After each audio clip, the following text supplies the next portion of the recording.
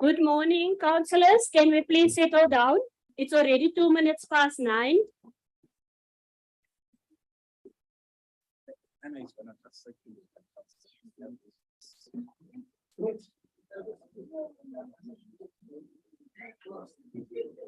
Nee, wat is het?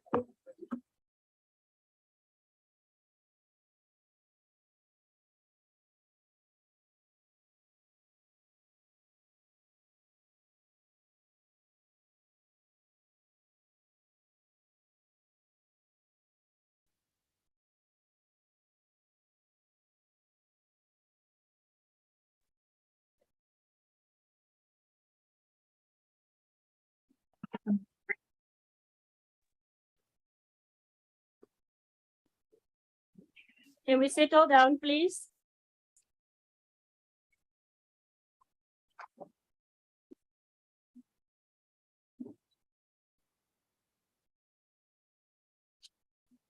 Good morning, councillors, officials, mayor, deputy mayor. Welcome to the council meeting of 2021-2026 term of the Garden Route District Municipality, which was held on the 21st of October 2022 and adjourned. And it will be held at the C.A. Robertson Council Chambers and via Zoom today, Monday the 7th, to consider the items as set out in the agenda.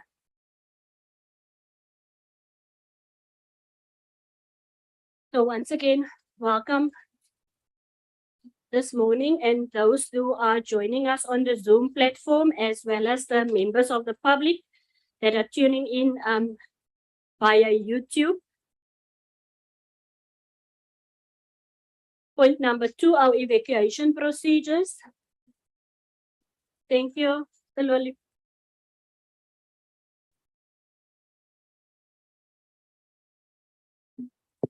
Good morning, Speaker. Good morning, councillors. Good morning, everyone. Welcome once again at Garden Route District Municipality. We are situated at the council chamber. In the case of an emergency, it is expected of everyone that is inside the house to respond. What is it expected from us to do? One will stand up in the case maybe the alarm goes on as an indication of the emergency. We are using the door behind me, which is E25.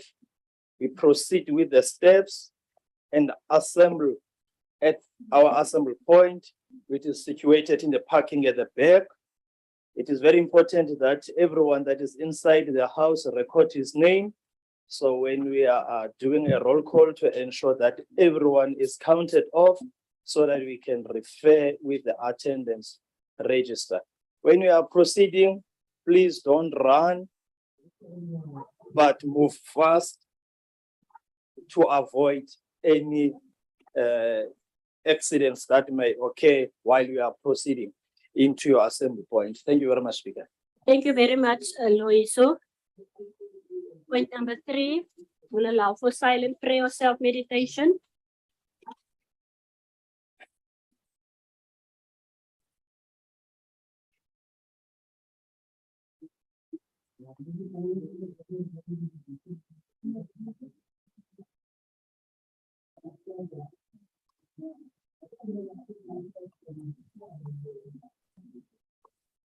There's somebody that's not on mute, Rihanna. Can you just check that for us, please? Point number 4, attendance of members. Councillors present. Good morning, Speaker. Alderman Boyson, Deputy Executive Mayor, all other councillors present. Speaker, for the continuation meeting dated the 7th of November, I can confirm the following councillors present via Zoom as well in the council chambers.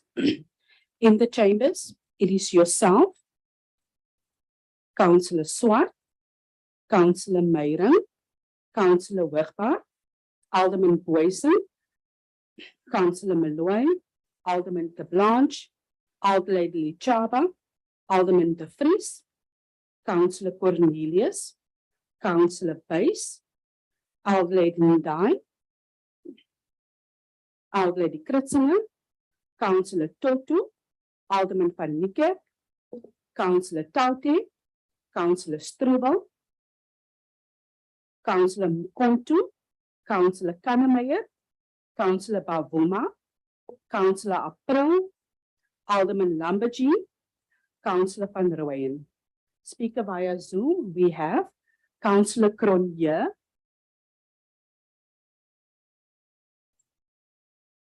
Councillor Cronje, you present? Morning, Present Speaker. Thank you. Councillor Akker, I'm here, Speaker. Good morning. Thank you, Councillor. Algrady Reiters, I'm present, Speaker. Councillor Gungubeli, Present, Speaker. Thank you. Thank you, Councillor. Speaker, those are the councillors present as well as via Zoom. If you would allow me, I can do the officials as well for you, Speaker. Speaker, we have the following officials present: Mr. Strato, Mr. Daniels, Mr. De Jager, Mr. Koos Nieuwoud, who's acting as Mr. Holzhausen, Mr. Timbani Loliwe, Mr. Paul Mogongi, Mr. Richard Dianki, Miss Melanie Wilson, Miss Shiham Sims, Mr. Joe, myself, Ms. Tando Gauzela, Miss Karen Ann van Wijngaard, excuse me, Mr. Herman Peters, Miss Mona Lisa, and via Zoom present, we have Miss Pamela Lufele,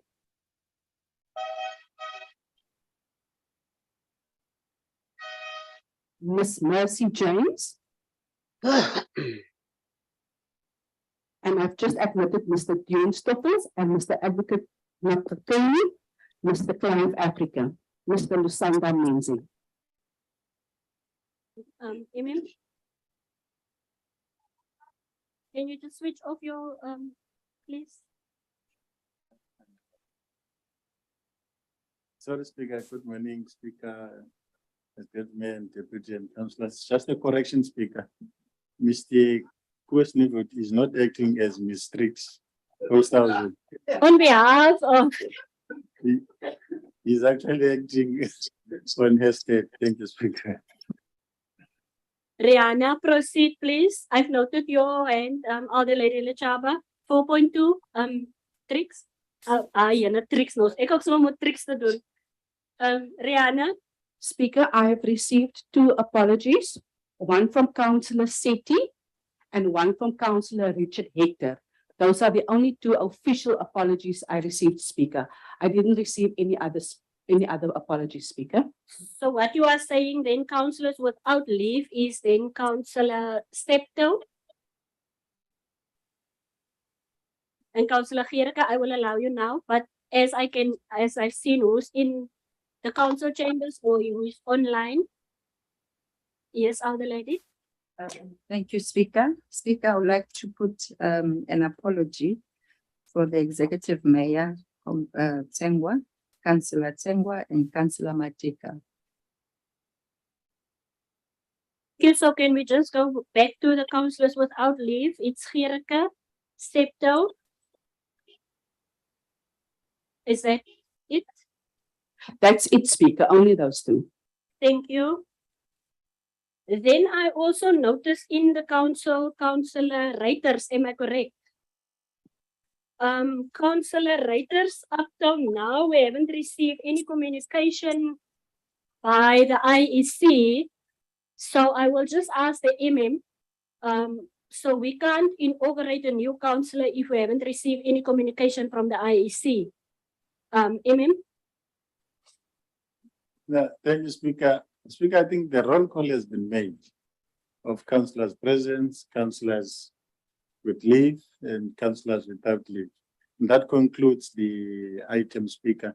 Any other person who is sitting here is not sitting in the capacity as provided for in legislation. So whether the IEC is writing letters or doing any other thing in operations, those matters, Speaker, become irrelevant until they are concluded. Thank you, Speaker. Councillor, you may proceed. Goeiemôre speaker, goeiemôre elke councillor. Councillor, ek wil net verskoning maak vir councillor Virgil Gerika. Hy sal 'n bietjie laat wees vandag. Dankie. Thank you. There's an apology for Councillor Virgil, who's going to join us late, and then I see that Councillor Septo have just joined us. Thank you, via Zoom. So I just need clarity now. So for the purposes of this meeting, Councillor Hiram here is present as an ordinary member of the public. No, Speaker, I don't know. The person attending the meeting may declare their status. I can't give them any status. And probably we may be surprised, maybe there could be another reason. The person is in the world. Thank you. Mayor, you have raised your hand. Madam Speaker, the MM is correct in terms of IEC correspondence to us and for you as the speaker to recognize councillors in their capacity as councillors. But I would then suggest in this instance for us not to get off the point. The council chambers are open to the public as well. People can come in and sit and listen. And I would then also propose with the indulgence of Councillor Reuters not to engage in the capacity as him being a councillor at a B municipality in this instance until we have clarification and until we have the relevant correspondence to us. Without being offensive to you, councillor, we do recognize you as a councillor in a B municipality. It is just the correspondence that needs to happen between the B and the C and the relevant authorities in that regard. That's my suggestion. Councillor Vanolia, just mute, please. Sorry, Councillor.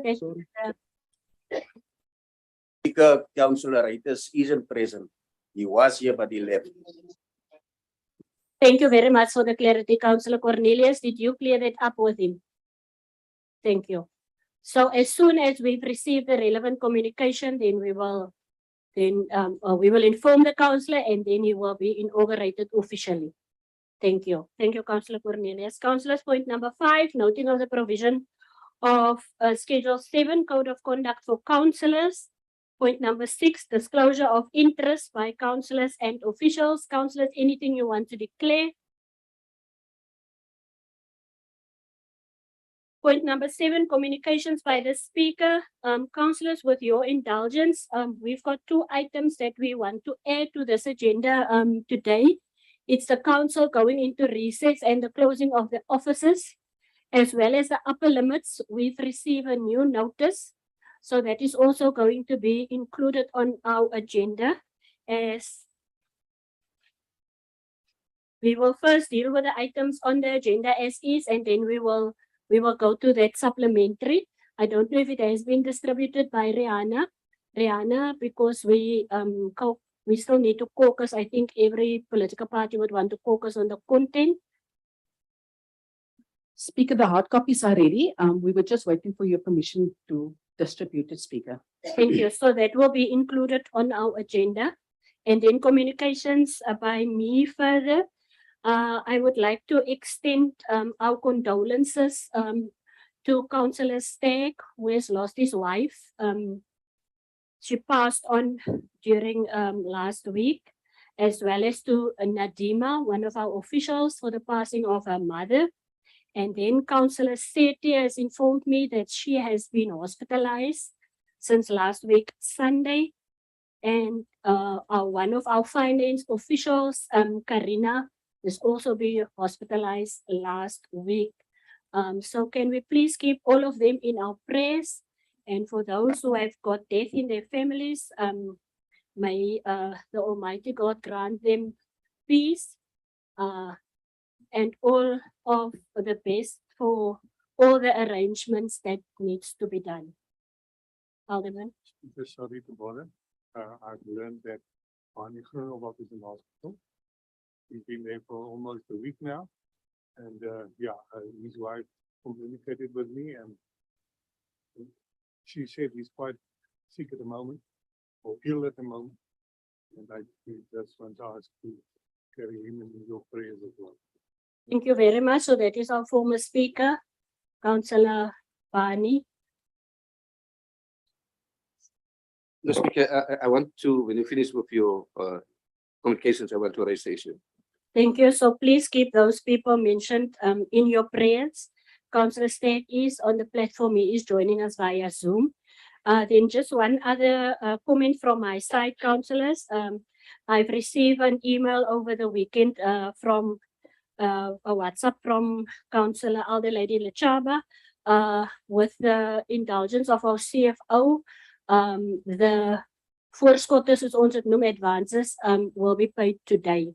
And as was said, it wasn't communicated to him personally because the official that was supposed to do that was hospitalized. So thank you. That is all from me. Excuse the interruption, Speaker. I just wanted to inform you that Councillor Matika just joined the meeting now via Zoom.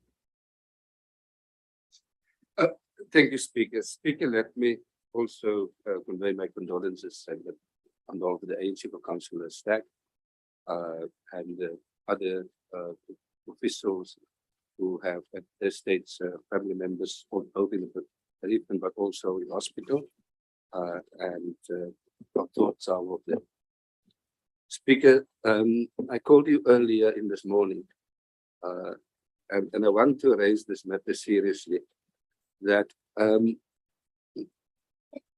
in two consecutive council meetings now, the ANC arrived here and we don't have a place to caucus. We have an arrangement through your office at the beginning of the term that the ANC will occupy this room. I forgot to get the names normally, the Luri as the caucus room. But when we arrived here last time, the 25th of October, and this morning again, we find people in there, and I know it's important people in audit committee, but your office don't make any alternative arrangements for us. Now, I'm not sure whether that's now part of the changing attitude from the governing party towards the good corporations that we had before, but it's unacceptable. There was another time, I think once, we were also helped when we arrived in the morning, and there was training in there. And in fact, at that particular morning, I told the students they must go somewhere else. But it could not be my job when we arrive here to fight for a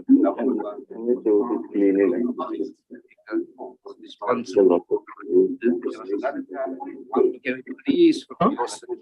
Council, can you just mute that person? Okay, please? Isaiah, you're in here. My apologies, Alderman De Vries. And I understand.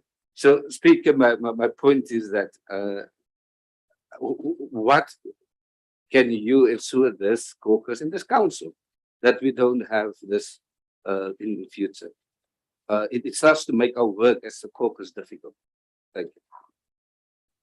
Councillor Alderman De Vries, first and foremost, I want to apologize for the inconvenience caused now for the second time. I think there must be better communication between my office and the administration. And we will make sure that next time, and if I can just ask you, Chief Whip as well, she can just inform me that, Speaker, we are going to need a caucus room for tomorrow. Then I will do that. But I can assure you that it won't happen again.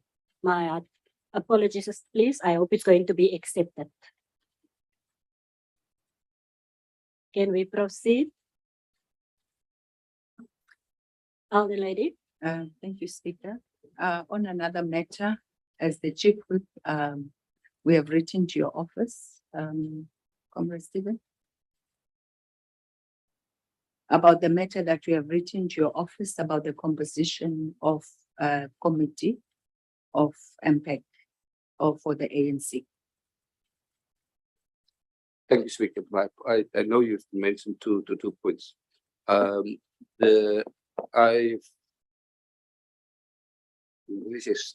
zoomed into the meeting of MPEC and I was part of it for the first hour. And the matter that was raised, we thought that after this, the Chief will inform me this morning that you will allude to that matter or that we discussed it, as this is a continuation of the meeting, or in terms of the status of the ANC members in MPEC. Thank you, Alderman De Vries, I think we can add this to the agenda because it's currently not on the agenda, but we can add it with the 2 items so that we can get clarity on that point. Maya, any communications from your side? Madam Speaker, you have touched me on the issues that I wanted to raise, but I just want to respond to what Alderman De Vries have started off in his communication. He alluded to the changing attitude of the coalition government. Our attitude have not changed. And it won't change. We will stick to the play within the political arena. Thank you. Yes, thank you. Is that on response on what Alderman have said? And my communication. And your communication? Thank you. Okay, thank you. Thank you, Maya. Do you have any communications? Thank you, Madam Speaker. I have not much. Before my apologies, yes, Elder Lady. Can we respond? Can we, please, can we say?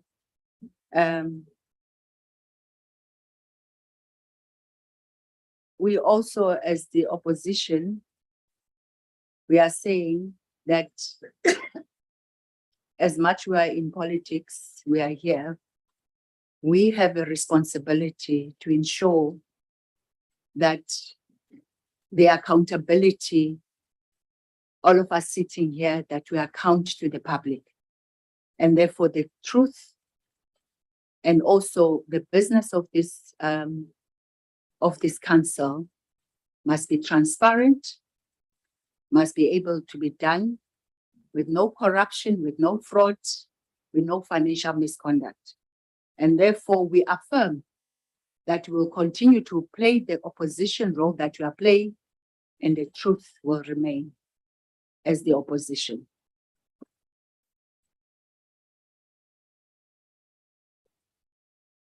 Thank you, Elder Lady. It seems as if the mayor is now thinking if you want to respond or not to respond. The mayor is not going to respond. It's fine. The floor is yours. I thought you were saying I must respond. No, you can No. proceed with your communication, No, I was going to refuse. Thank you, Speaker. The first thing, Speaker, is what you have mentioned is that we are asking council for those 2 items to condone the non-compliance with the rules pertaining to the dissemination of items because of the special circumstances. One being that we got the notice on Friday, and we wanted it to process because the next meeting is in December. And we also wanted to deal with the issue of the closure of offices because the next meeting also is in December. So those are the 2 items that we wanted to council. I know there are rules on the dissemination of agendas. We want council to condone that non-compliance. The second thing, Speaker, is on behalf of the administration as well. Would like to extend our sincere condolences to Councillor Stek on the passing of his spouse. We wish him and family strength in the process they are going through. Indeed, Speaker, Najima's mother was laid to rest yesterday morning. She passed away on Saturday, and in line with Muslim rights, she was laid to rest yesterday. I've been speaking to her over the weekend. So she will be away for the week. So anyone who needs her, she's not here. They are doing the evening prayers for the week in terms of their religion. Speaker, yes, indeed, Karina did unfortunately take ill last week. She was admitted in hospital. She has been released, Speaker, from hospital, discharged. She is recovering from home. We got the latest this morning. I think that is that, Speaker, about our colleagues. We also wish former Speaker, Councillor Groenewald, speedy recovery. I know in the age he is, there are these illnesses that attack old people. Speaker, that is the issues that we are bringing from management. Otherwise, there is nothing much more to communicate. Thank you, Speaker. Thank you. Any questions for the MM? If there are none, then we can proceed to point number 10. That is the approval of the minutes of the council meeting dated 25th of October 2022. It's from page 8 to page 52. Any corrections that needs to be made? Any corrections? Just allude us to the page, please, if there are any corrections. If there is none, can I have a proposal and a seconder, please? So proposed, Madam Speaker. Thank you, Councillor Kretzinger. Seconder, please. Thank you, Councillor Kuni.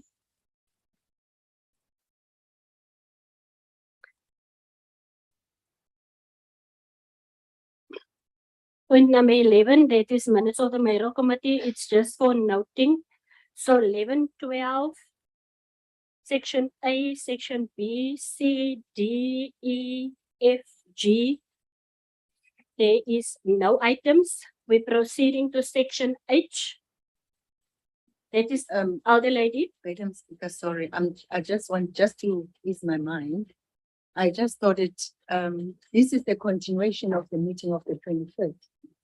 So how come now we are approving the minutes? Because that meeting, that means it didn't finish. That is why we are continuing. So I don't understand why we did that. Thank you. Amen. Thank you, Speaker. We anticipated the question in terms of the minutes. Speaker, the matters that are contained in the minutes that we have been dispensed with by council, and so they are done. That's the record of what happened in the previous sitting of this meeting. And because of our efficiency, we were ready with the minutes for council to consider. And in terms of the rules, there is nothing prohibiting that. So this is just that my administration is efficient. It has dealt with the minutes that have been dealt with by council, and you have an opportunity to approve them. The other reason, Speaker, is that the stuff that must be executed between that meeting and now, and that gives us an opportunity to execute in good time. So the decisions that you took in that meeting, one being the issue relating to claim grants, that's a business transaction that we have to deal with. So we want no delays to affect those processes. So that's why the minutes are here. And also, Speaker, it gives council the opportunity, if there are any matters arising from those minutes, to deal with them now and then take the process forward. And I thought the matter that was referred to by Councillor Lichaba could also be dealt with when we look at these minutes, and then you finalize that matter as well. Then you can deal with the rest of the matters. So that's why the minutes are here. Thank you, Speaker. Thank you. Thank you very much. Then Speaker, under matters arising, under the reconstruction of the committees,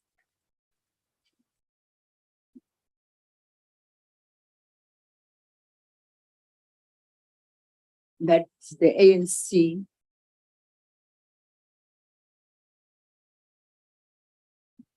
You just go to it, please. Yeah. Thank you. Yeah, that the ANC will have under ANC, under MPEC, Councillor Tauti and Councillor Lichaba. Thank you. Maya. First the MM was first, Maya.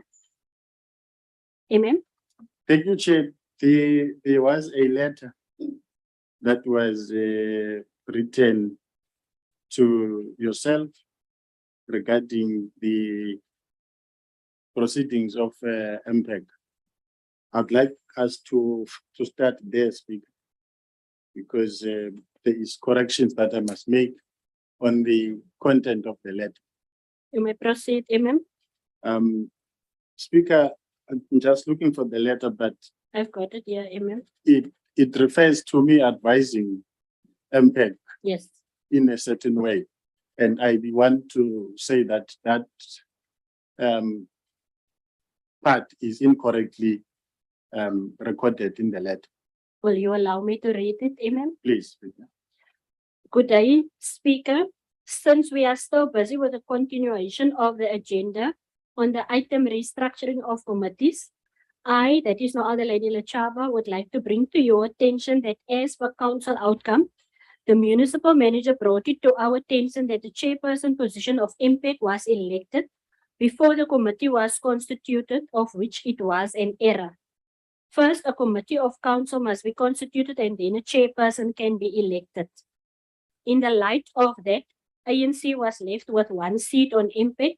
Therefore, we request the speaker to revisit the item for rectification so that we can submit our names. Kind regards, Chief Whip of the ANC, Elder Lady Lechaba.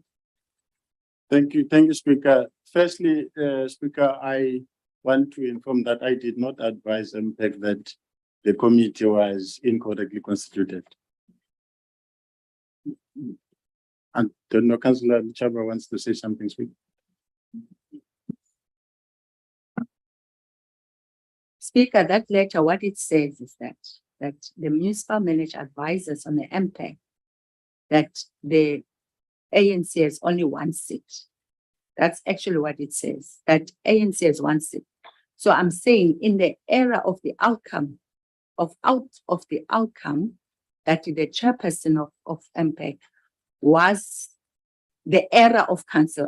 It's me who's pointing out the era of council, that a council, because MPEC is the committee of council. Therefore, first you have a council, and then by its virtue, all the members, you become a member, and then you can have a chairperson. But what have happened is that a chairperson was elected before a constitution of the committee, which is fine. Now, by us, we concluded to say then, obviously, because first a person must be a member. Then we took it that all those people who are there, they are members. Now, in the MPEC meeting, the municipal manager communicated to the meeting that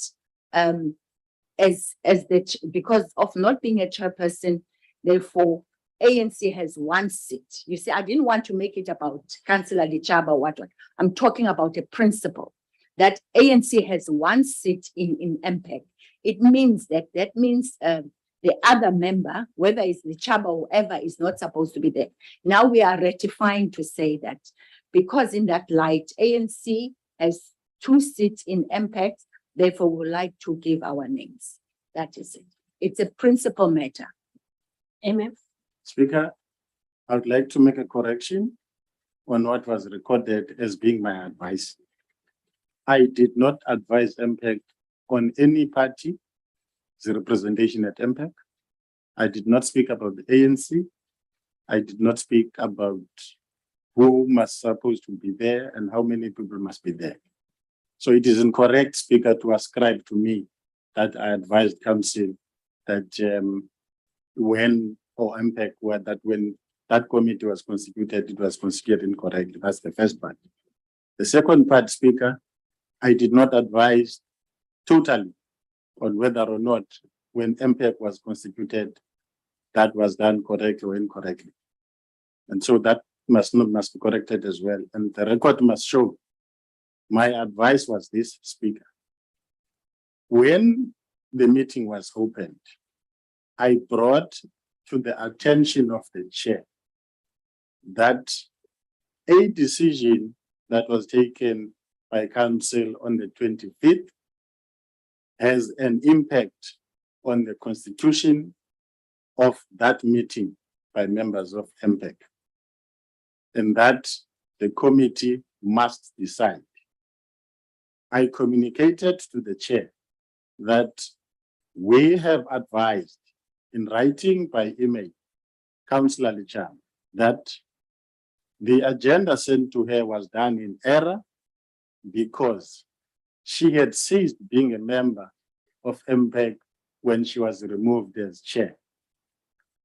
The reason being that when MPEC was constituted correctly, she became a member of MPEG by virtue of being elected by chair, as chair.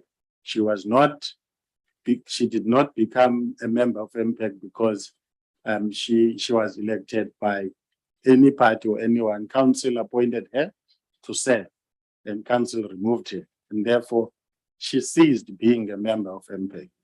And that I mentioned to the chair that it is now your decision, chair, to decide about what happens in this meeting.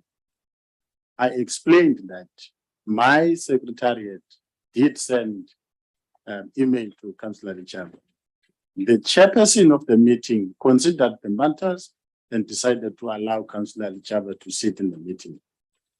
Our position as the administration is that Councillor Richard ceased being a member of MPEG when she was removed as chair, and that's the legally correct position.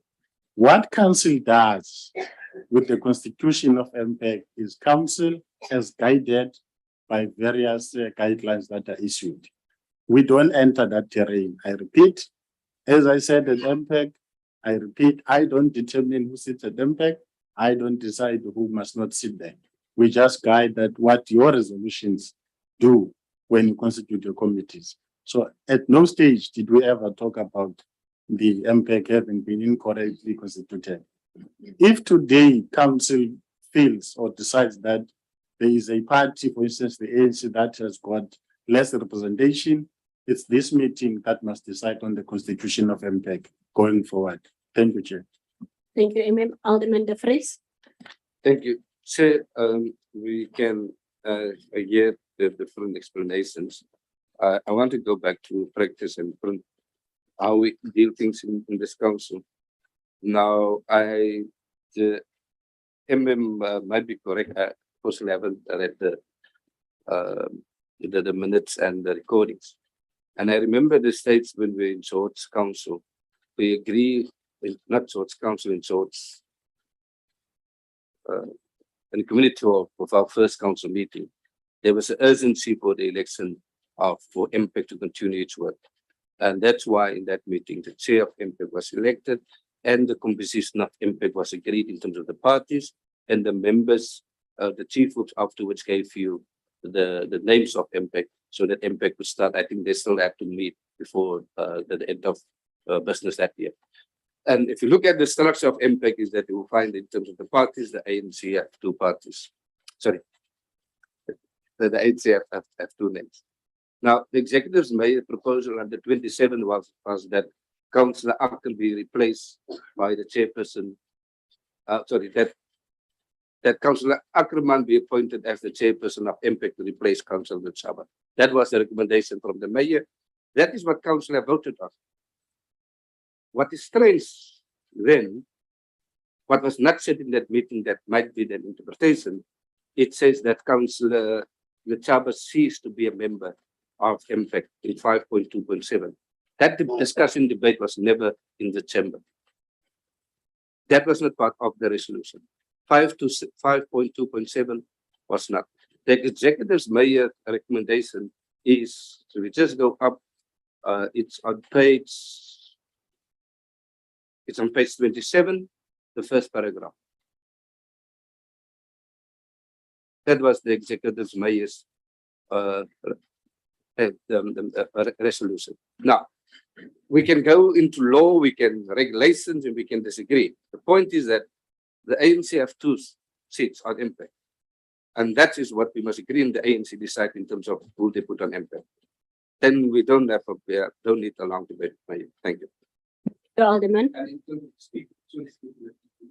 Speaker do no as a process, the speaker have the delegated authority with the chief books where we have names in. Unless council take another decision, then that's it.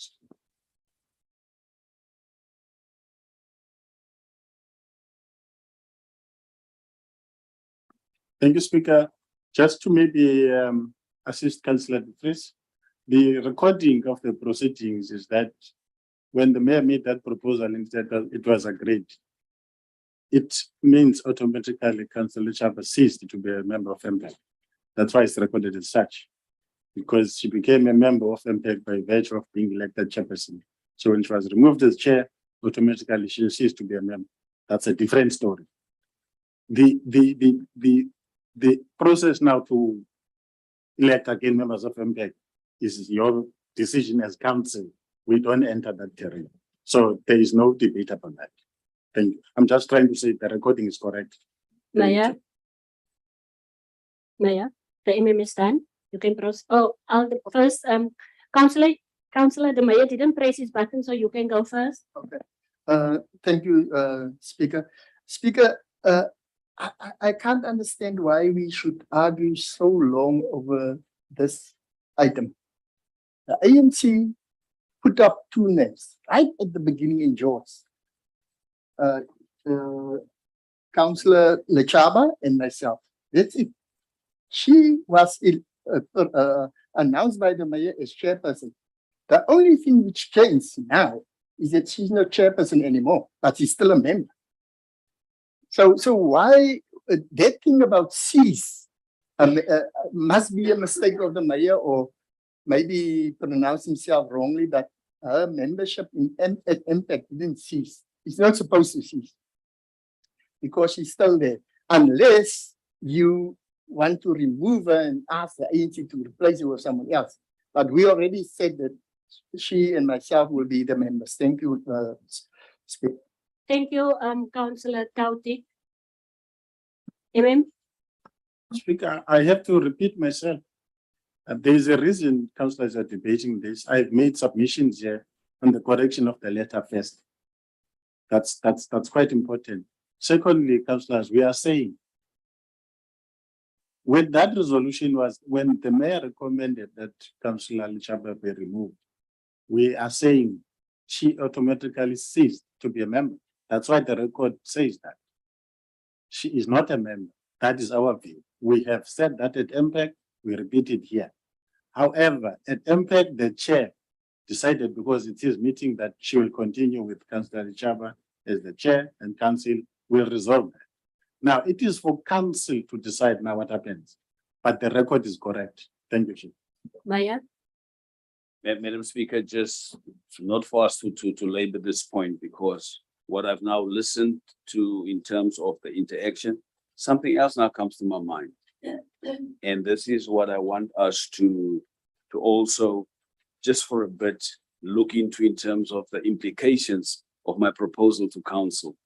I hear exactly what has happened in our very first meeting and the establishment or compilation of MPEC. And with my recommendation, I then brought in another councillor. So I'm now just looking at the tallies of the committee, because I brought in a councillor to be, in terms of my proposal, to be the chairperson, which then means that councillor was not part of MPEC originally. Oh, okay. No, then okay. Because I don't know who on these committees. Okay, no, then I'm cleared on that point. Then I'm clear he was part of that committee. So then I have not changed the number of the members in the committee. Okay, then on that note, I'm then covered. But let me just bring in something else here in terms of what really happens in reality.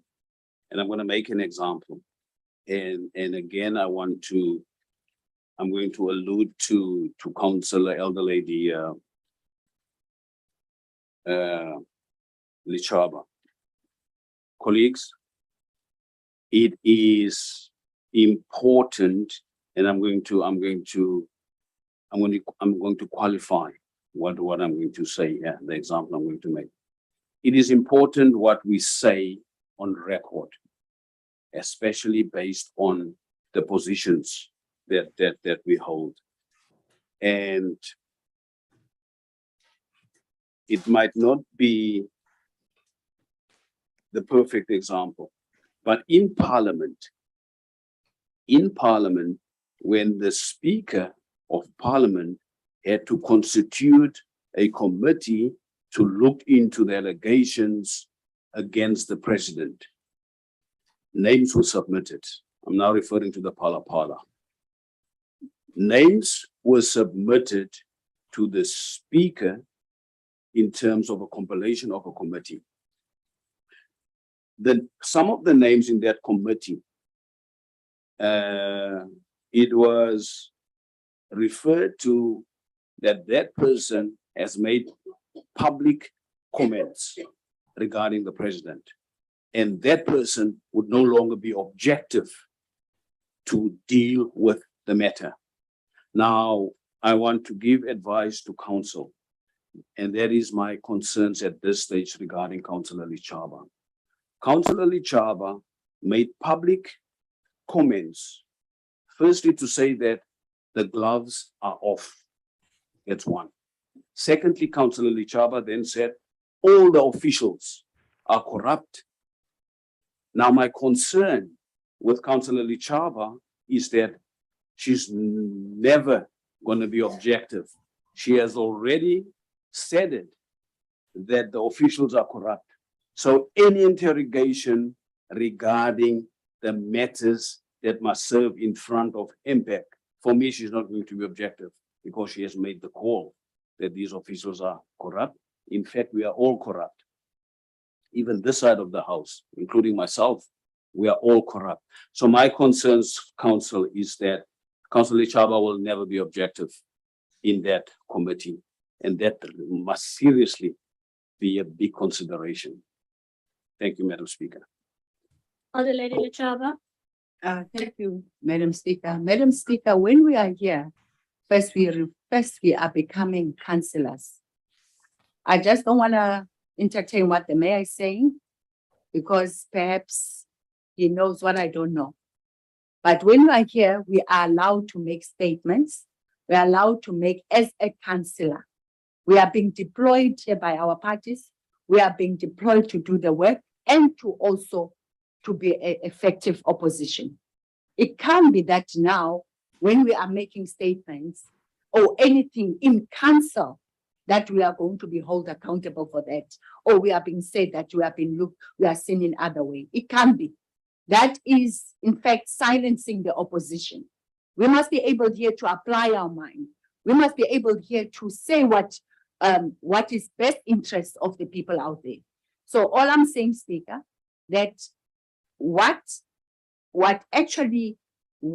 it's always been, what's always been is that what can happen then is that the numbers of people that are in a committee, they've always been given to Chief Whip.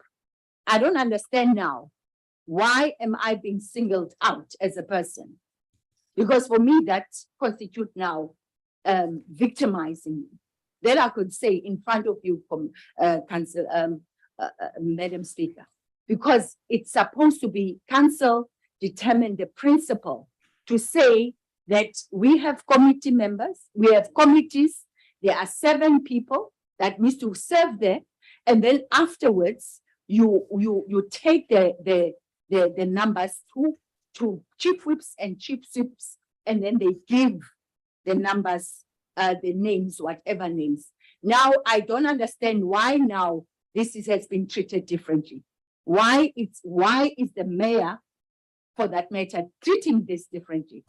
Because now it's supposed to be coming, because now it's almost influencing what the opposition wants to do. I think that is not correct. As he has alluded that he remain having the politics, but such politics of victimization is unacceptable. Alderman De Vries, and then Councillor, can Councillor go before you, Councillor Tauti? Okay, thank you, Speaker. Speaker, I think with respect, Mayor, I think you are wrong. The impact committee consists of more than one member. The chairperson isn't the only member in that committee. In impact, I differ many times with her. And the chairperson of impact is a chairperson, her role is to guide the committee, and as a committee we take decisions. I can remember where there were issues at that impact committee where even your members who are on that committee agreed with us. And I don't think we should today, the reason which you mentioned there that only her are saying this and this and this and are putting that she's an individual council in a committee. I don't know how many are we, 9 or 10, or in a committee of 10. She's only an individual, but the committee of impact takes decisions. I can remember at the last meeting also we rescind some of the decisions which we took. But I don't think you should be so harsh on her when she was the chairperson at that time. It's over and done. You took a decision that you want a new chairperson. Let's move on. Let's move on. But I just need to, I think we just need to remind you that the committee consists of 2 ANC members, which is myself and her. And let's move on. I think she already accepted that the councillor, what's his name, Acker will be the chairperson. And if you want to reduce it, please reduce it then on your party side there, because there's way too many DA members on there in that committee. Thank you, Councillor Tauti. Alderman De Vries, going to conclude for us, please. That's a bit difficult, but thank you. I will try and will try to be objective if possible. Speaker, at times we are saying things, and of course I'm not saying that at times that we will always be agree with what we are saying. At times I also believe that things have to be qualified, and when it's personal, that directed. But we will at times we will make politics and we will make statements in council. You did the same with us everywhere else, by the way, without qualifying it. I believe, of course, we must do all that in a respectful way at all times. We have 2 seats. The only decision council must say. Does the ANC have 2 seats? If you afterwards want to introduce another item in terms of where you want to decide who must serve, then the ANC must take the position in terms of whether we are part of this council or not. So my point is that the debate started with the 2. Does the ANC have the 2 and we decide on who's part of our committees? Thank you. Thank you, Alderman De Vries. What I've heard from the beginning, the ANC has proposed that it be correctified that Councillor Lechaba, Alder Lady Lechaba, as well as Councillor Tauti is the members serving on impact from the ANC. That is what I've heard. Yes, Madam Speaker, in terms of the numbers in the compilation, we can go on. Thank you. So, Councillor, we are correctifying that Alder Lady Lechaba is a member of impact. And the members, I will read it. The chairperson is Councillor Acker. The members is Councillor Lechaba, Councillor Cronje, Councillor Malloy, Councillor Meyering, Councillor Kannemeyer, Councillor Tauti, Councillor Hector, and Councillor Buys. And Councillor Swart. Okay, so I've still got an old list. Thank you. Councillors, are we all in agreement, councillors? Councillors, are we all in agreement? Thank you. So we will proceed.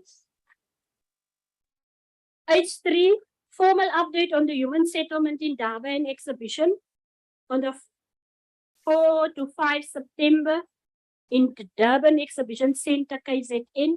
Councillors, I also just want to say, julle weet tog Engels is nie ons first language.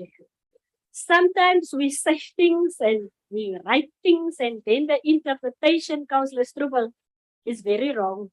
It's not what we think, is not necessarily what we put down on paper.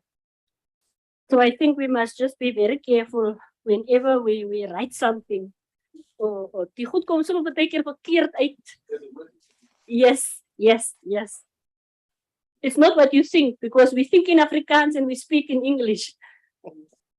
Alderman, your mic is on. Thank you. Yes, thank you, Speaker. Speaker, with regards to this item, Speaker, with the indulgence and also through to you, to the municipal manager, I would like to ask that Mr. Joe Konkwana and Ms. Sims to give us an update on the human settlements in Durban that happened during the 4th and 1st September in Durban, KwaZulu-Natal.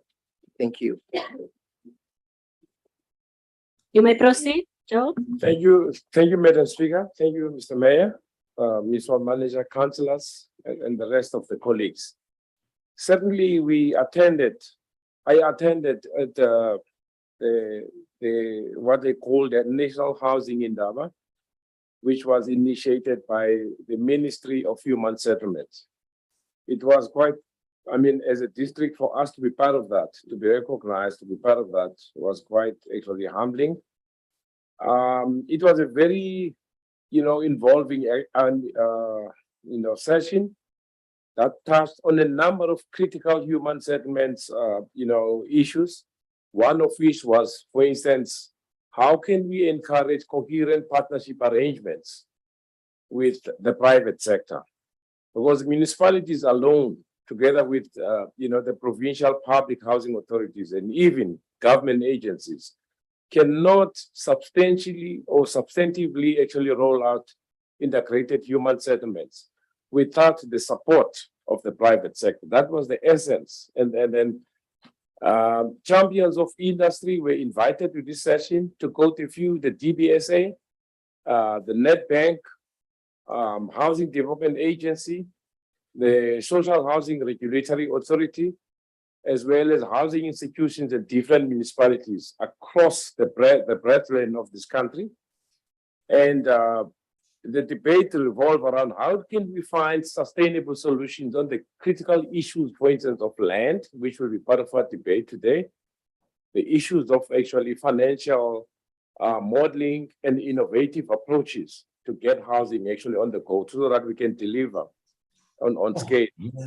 Obviously, this session recognized the essence of the district development model, what we call locally the joint, district and metro approach. And all of that combined actually to sort of refocus and repurpose the critical issue of land, financial packages, and innovations.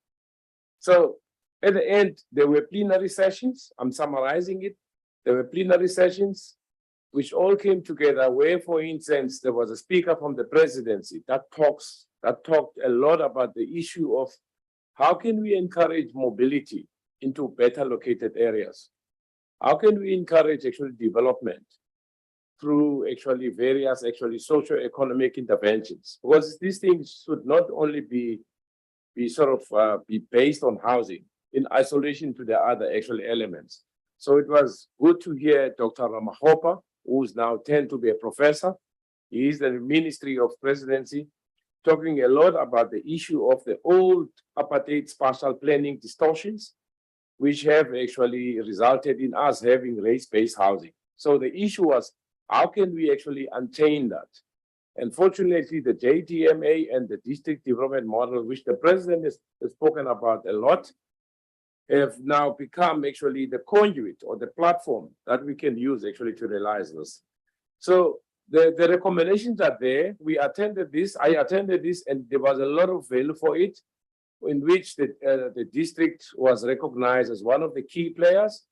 We now need to locally start putting together actually those partnership arrangements with private sector entities, with government agencies, so that we can begin to deliver on a 30-year horizon of delivery.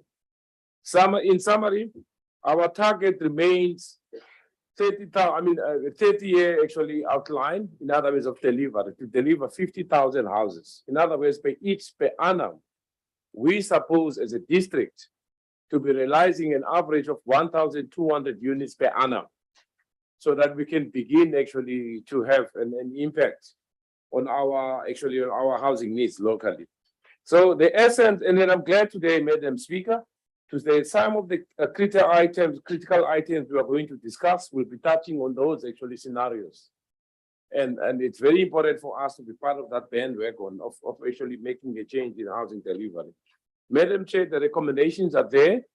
And I'm asking for council to note them at this stage, is for the council to note the proceedings of the housing indaba, and also to note the issue of the essence of financial innovations by involving the private sector to actually share the risk of housing delivery together with municipalities and then also the essence of leveraging state and private sector land so that we can deliver at scale. That was the essence of the visit. I thank you, Madam Chair.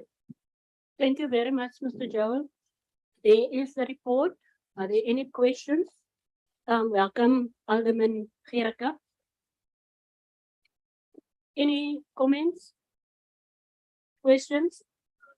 Alderman De Vries, and then you. Thanks, Speaker.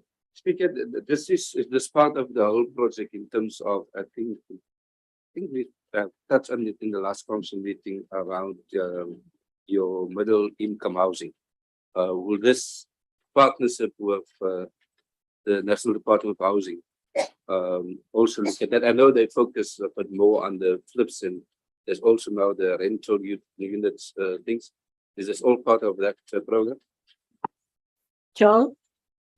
In the affirmative, Madam Chair, Councillor Alderman De Vries is correct.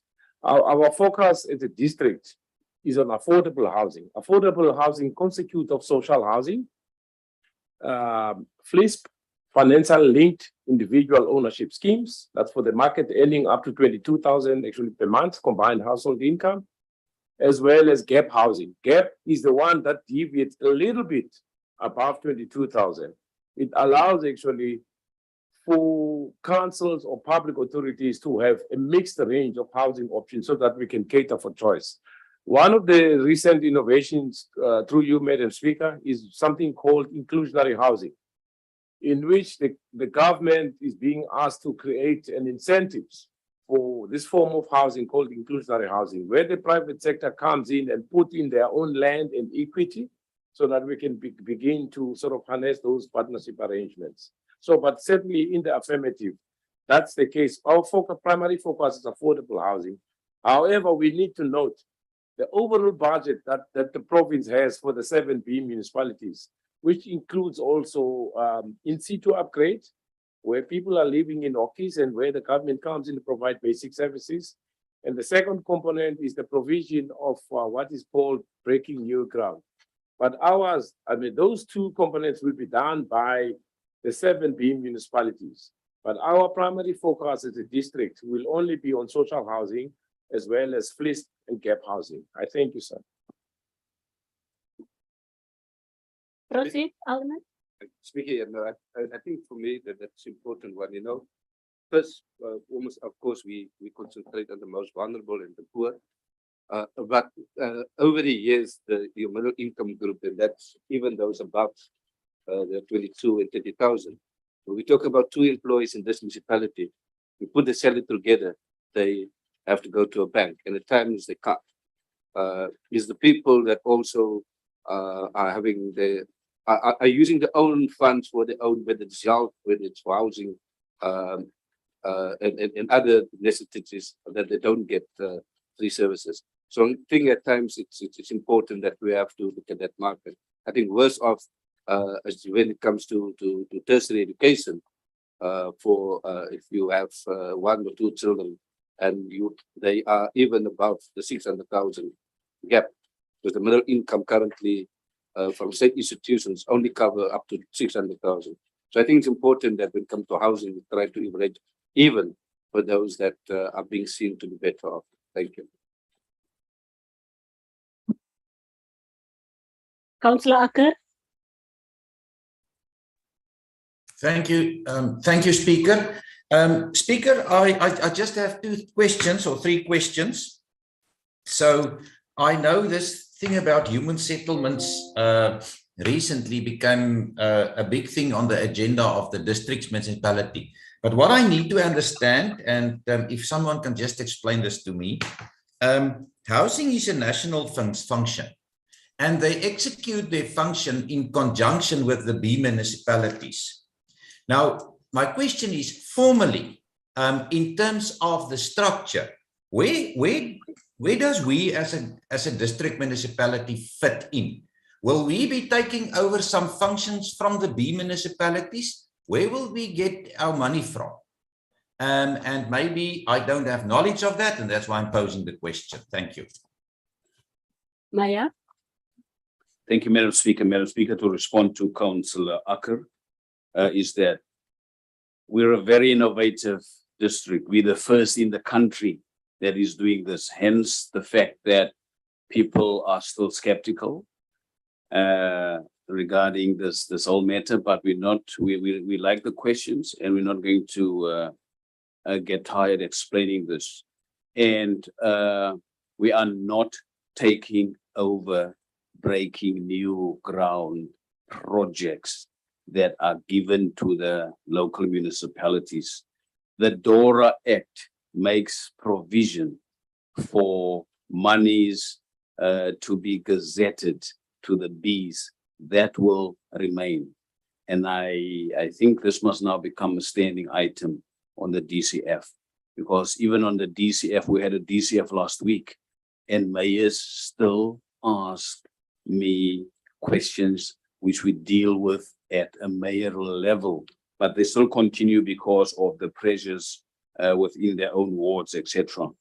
And the money factor, we are getting our money from provincial government, and national government has given approval for what we are doing in conjunction with provincial government. So I expect national government in terms of IGR and the broader partnerships to also start availing funds specifically to the garden route regarding this matter, because National Human Settlements Minister agrees with us, because even the MEC at provincial level need to have the approval from the national minister to embark in certain projects within the scope of human settlements. So national agrees with us on record.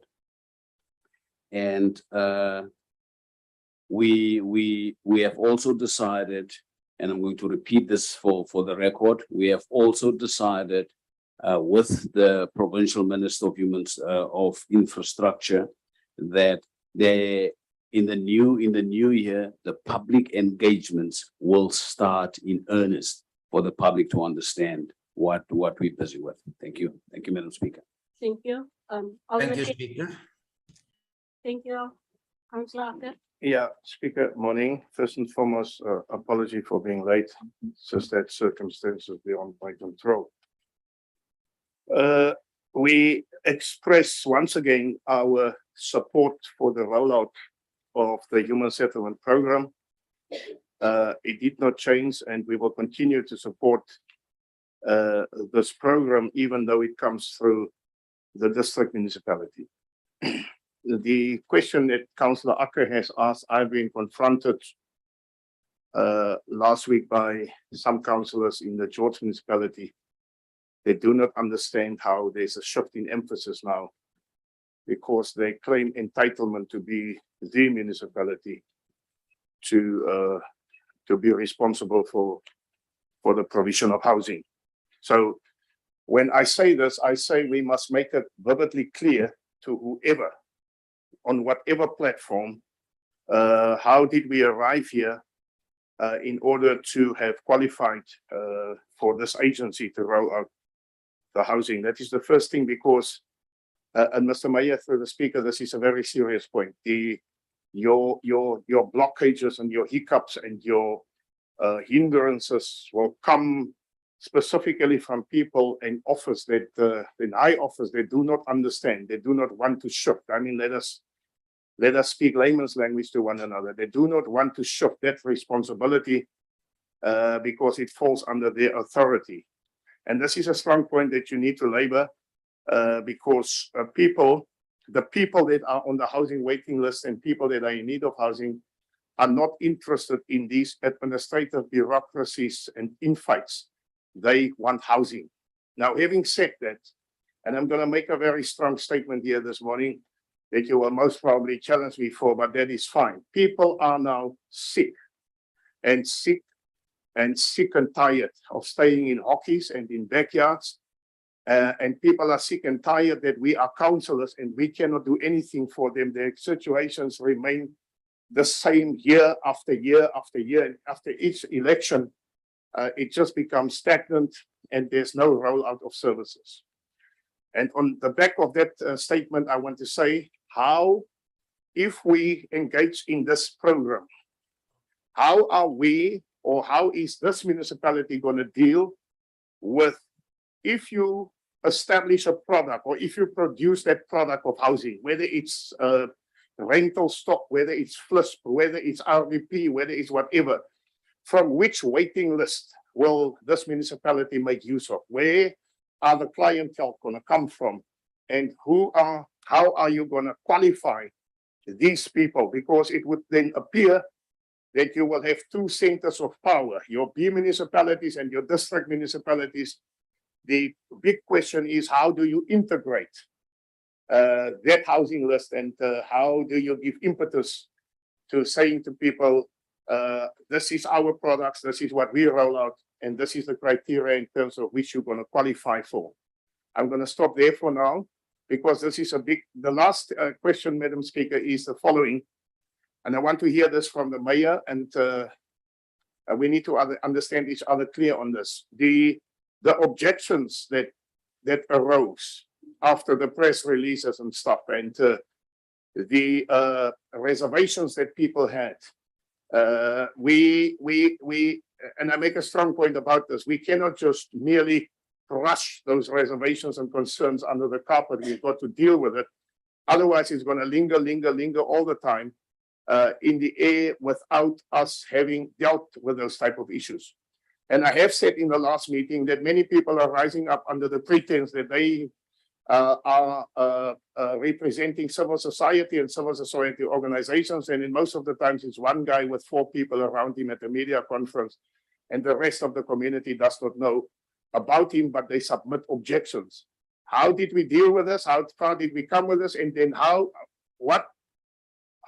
long, or in which frame of time do we envisage to plant the first product on the ground? Thank you. Thank you, Alderman. Mayor. Thank you, Madam Speaker. Madam Speaker, to respond to Alderman Gericke. Madam Speaker, firstly, and it is something that we really need to get the buy-in at a B level. We are aware that you can go to any local municipality. On their waiting list, there's a mixture there of desperate people who are in the middle class bracket. They are also on that list. And we are saying to the local municipalities is that each local municipality, depending on where the development is happening, each local municipality must definitely sit with that list and separate in terms of the criteria on who qualifies for BNG and who don't qualify for BNG. Those who don't qualify for BNG, that is the list that needs to be separate, and that is the list that we as the GRDM need to engage with the local municipalities in terms of giving those in the middle income bracket, giving them advice and assistance in terms of how to qualify and how to have access to the banks. And I'm saying this on record again, the banks, there are some banks that has already agreed with provincial government in terms of funding for the middle income. I can't mention names. I am aware of certain banks that has already signed with provincial government that they will come to the party, and they would then make it easier. And I want to say on record as well, we are aware, out of those discussions with the banks, we are aware of people who are blacklisted, and we are engaging with the banks. Some people are blacklisted over 50 Rand that they owe Markhams, and you blacklisted for 100 years. We are aware of those issues, and we are tackling those issues, and the banks are willing to negotiate regarding blacklisted people that don't qualify. They go to the banks.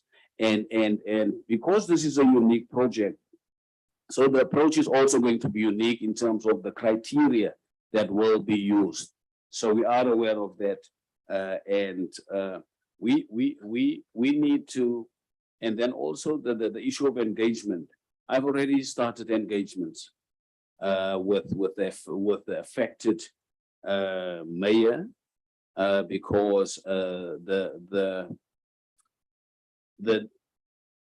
don't know what is the word, but the outcry happened in George, and there are engagements between myself with the mayor of George regarding the matter and the misunderstandings of this. And I'm going to continue to report from time to time any developments that are happening regarding the engagements at that level. And I'm also aware that the municipal manager to municipal manager are also having those engagements on the MMFs, and at the DCFs, we are dealing with these matters. But it is a challenge because there's a lot of misconception.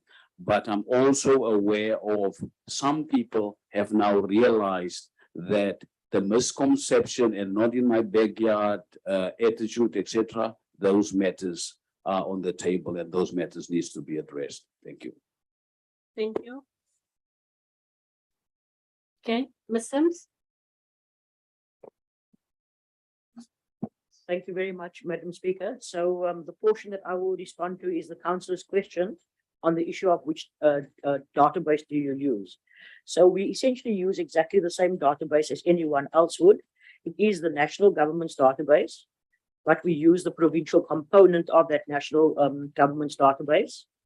That said, there are some 65,000 people whose names are registered on that database.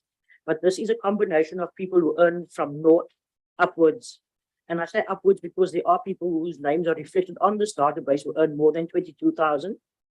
So whilst in having gone through the actual database information, the majority of the people that are sitting on that database are in fact people who qualify for BNG. Further to this, there are some 1,200 people on that database that qualifies for social housing or for the finance-linked individual subsidy housing. Further, our own had asked that we also do something with respect to getting more fresh information. And as a result of that, we also started a expression of interest database, not the actual database for putting your name onto a waiting list as such, but an expression of interest. We have managed to garner some 350 people who have expressed interest. Naturally, we will check to see if those people are also reflected on the provincial government's database. So we all work from the same database at the end of the day. Thank you so much. Thank you, Ms. Sims. Alderman Gericke? Yeah, just clarity on that, Speaker. Is it Mrs. Sims? Yeah, Ms. Sims has just mentioned 65,000 people on that. What is that on the provincial database? So the mayor is talking about at the moment, if I'm correct, we're talking about the George setup. This is what you said. So are we opening up the gate here to say, wherever you are in this province, you can come and buy here just because you qualify? So that's what we say. We need to have clarity because the expectation is that this is a project for George and its people. If we shift to Knysna, it will be Knysna. If it's Mossel Bay, it's Mossel Bay. But we need to have clarity on this because it's going to be pointless when we support a project like this and we open it up for anybody to come into. And just because they can afford it, we open up for them to come and buy. Thank you. Oh, yeah. Madam Speaker, thank you for that question. But I think at this stage, we should not engage in terms of putting up boundaries. There are codes that are used when it comes to these developments. There are criteria being used, and those criteria needs to be transparent at all times. And just to come back to whether it's George or whether it's Knysna, etc., the only reason why this thing is focused on George, it's because we as the Garden Route District Municipality, we want to lead by example, and we're using our own properties, which is the starting point, and that is in George. We're going to go to municipality. And then the other thing as well, and to come back to the question of that was asked by Councillor Acker, we are also engaging with National Public Works. They've been part of the site visits and their own properties in all of our municipalities. And from our properties, after we have started to lead by example and people now see that this thing is really off the ground, We then gonna go to national public works properties, whilst the other municipalities are sorting out their own homework and in terms of their own mapping. So it's gonna be a step-by-step process. Thank you. Thank you. Joel? Yes, a quick one, Madam Chair, Madam Speaker, just to say that we kind of preempting some of the items, some of the issues which are being raised are the subject of two items which should be immediately discussed in this very same chamber. Can I rather, now we are addressing attendance of a housing indaba, which was called by the Minister of Human Settlements in Durban. And maybe to ensure that there's more structure and focus on this, let's first maybe a note what happened in Durban, and then go to the next items where we can further actually have enough time to also, sort of query some of the issues which are being raised. I thank you, Madam Chair. Thank you, Joel. Alderman? Yes, Speaker, I was just going to propose myself also, but I would like to agree with what Joel is saying. I think we have some discussions of the other two items, H4 and H5. We have latched on to many of those that we have mentioned here. It's contained within this report, and the questions are suitable to this two reports as well. So I would love for us, maybe if we are exhausting these two items, maybe we can accept these items as well, because this items is also for notification. The second one, H4, is a quarterly report, and this one was also in front of council. I think it was in July. So most of these informations are known to us. And then we have also latched on H5 now with the property that the mayor was talking about, Madam Speaker. So I would like to propose that we note these two items as well. Thank you. If there's no questions. Yes. Speaker, I will agree with Councillor Lambergian on this point for now. But remember that we have submitted a request to this council for you that we stay over these items so that we have thorough discussions on the issue of housing up until today. This is what we have proposed in the last meeting. So therefore, we are asking for thorough discussions so that we also understand what is happening. You can pull faces and you can be quiet and you can do whatever you want to. Housing is an issue that affects my community, the community in which I live. Thank you. Die trek tog nou weer gesigte. Ek weet as jy nie, want ek het onmiddellik na jou gekyk. Thank you. Thank you. Can we proceed? Okay. H3, there is recommendations, councillors. I've a proposal by Councillor Lambergian that we go with it. Seconder. Thank you, Councillor Bavuma. H4, that is a quarterly report. Joel, you want to add on to that? Yes, just on the quarterly report, it details out exactly, I think Councillor Aka, or was it you, Councillor Alderman Kharika, who asked, when will this project start mushrooming? I just want to say this report contains exactly that. It says in the short to medium term, we have actually a potential project which we're looking into together with the company that we have appointed. It is a social housing institution that you have appointed through your SCM processes, etc. We have asked them to do a site development plan. The conceptual plan they're going to give us is going to tell us what will be the quantities of the social housing project that they will be developing on F263 to 26823. I mix up the number.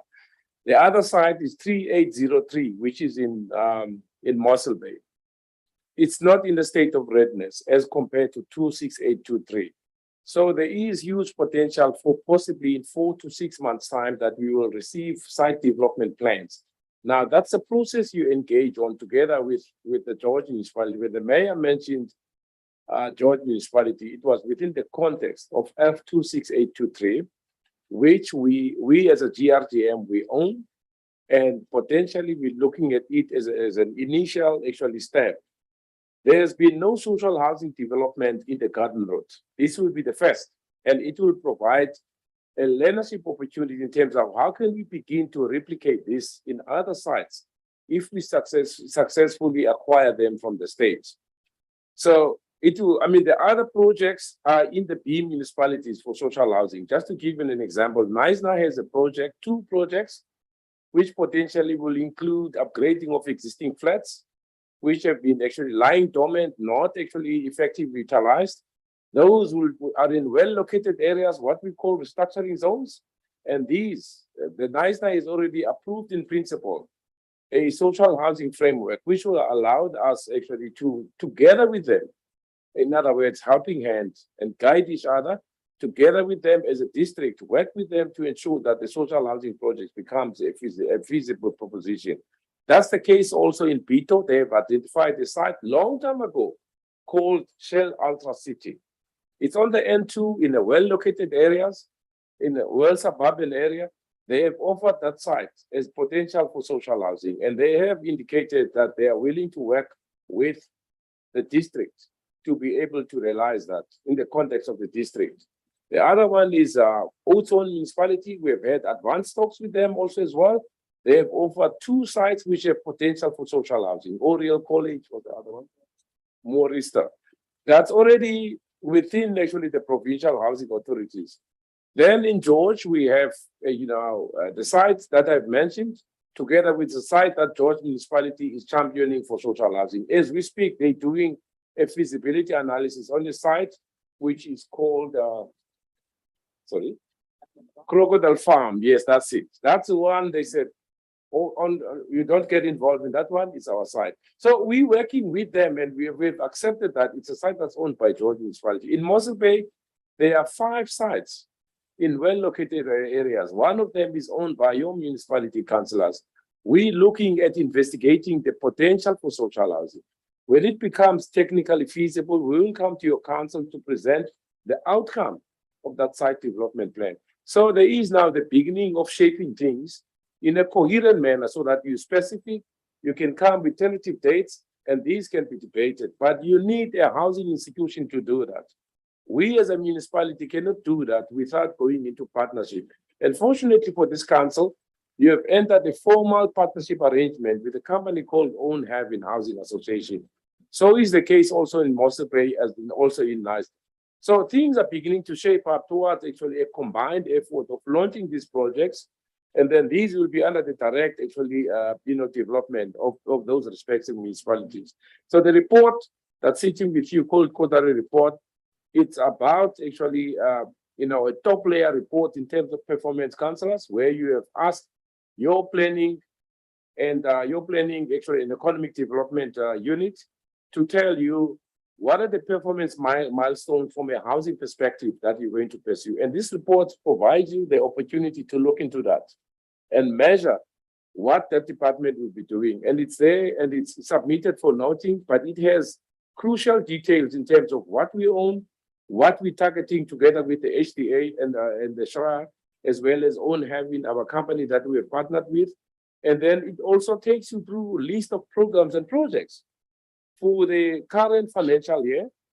And you will see all the listing that's there. You can measure it, and then you can hold us to responsibility in terms of, you told us you will do this. Where are you with this? So from time to time, we'll give you periodical updates. On that note, Madam Chair, I end my point. It's a detailed report, but I had to summarize it in that fashion. Thank you very much. The recommendations, can we go to that? So that we can just see what is recommended. It says that council note and that it further be noted that this is in line with formal reporting of the top layer of C9 annual performance requirements. Are there any questions on that report? It was already proposed that we go with it by Councillor Lambertine. A seconder, please. A second. Thank you, Councillor Iona. Page 5. There's a quarterly report, detailed analysis of the draft GRDM town planning strategic elements, as well as progressive acquisition of public-private land for housing. I'll also try to be quick on this one. Sorry. Oh. Again, okay, thank you. So sorry, Councillor. I should have observed protocol. Okay, this item is about the detailed, targeting of land and properties that belong to the district municipality, belongs to the provincial and national housing authorities. In terms of law, councillors, through you, Madam Speaker, there is actually an allowance in terms of the municipal, asset transfer regulations. which allows for transfer of land from the state to municipalities like us for the purpose of doing what? Doing exactly what we want to do, affordable housing. We now, in terms of the Social Housing Act, it also obligates municipalities to create conditions for there to be coherent partnerships.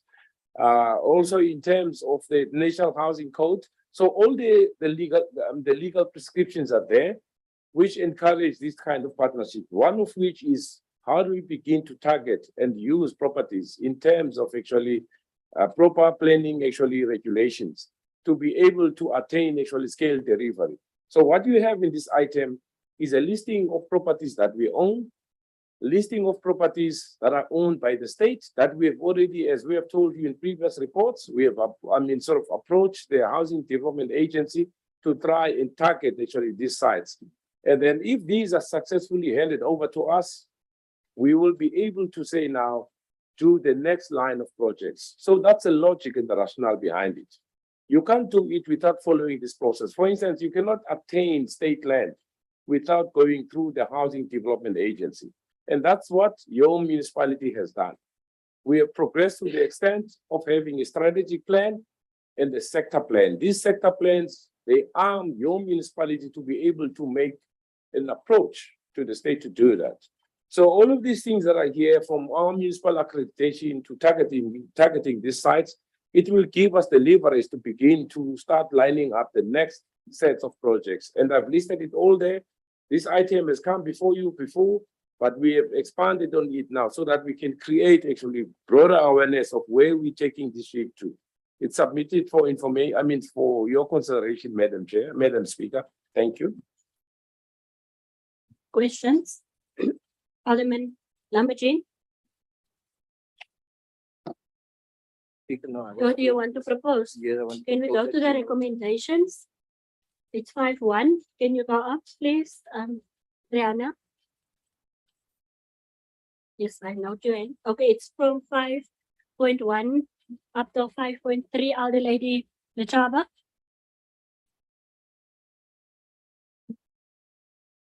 Maya, can the elder lady go first, please? Madam Chair, we are just noting of the progress here.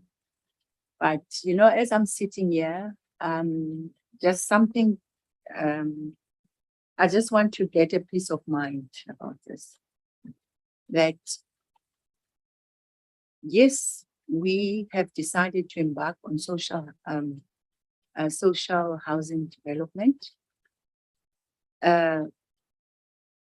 However, the biggest question that I would really ask is that, is it within our mandate as a district? I know I might be taking this meeting back, but I'm not saying that we are. I'm asking first because we've got to record it. Is it within our mandate what we are doing? Yes, it's a noble thing. Yes, the community needs it, but is it within our mandate? I just wanted to get that peace of mind because as a district, there are functions that we're supposed to be having. And those functions are clearly, according to the Act, they are clearly there. All I don't want us to do is that at the end of the day, when we're being assessed to say, but these are your mandates, you went all the way, you went here, and then you spend so much money, but yet the mandate, all I'm saying, I want us to have peace of mind as this council. Yes, we are embarking on it. Yes, we have decided on it. And yes, the community needs it. But is it a mandate from the Act? That are we mandated to do that? And also the qualification of our changing, because those things, they must be noted. The qualification of saying, why are we diverting? Meaning not diverting, but why are we what we have been given, but shifting and not concentrating first on the mandates that we're given. It's a debate we must have.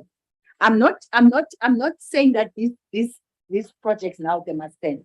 I'm just talking on the principal matter.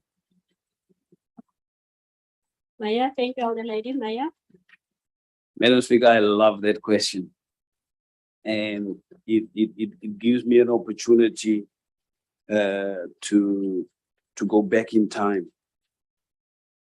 Firstly, way back in the time of Alderman de Vries and all the old guards, there were areas called DMA, District Management Areas.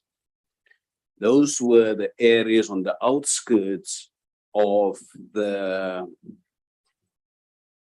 bees, or I don't know what you call it.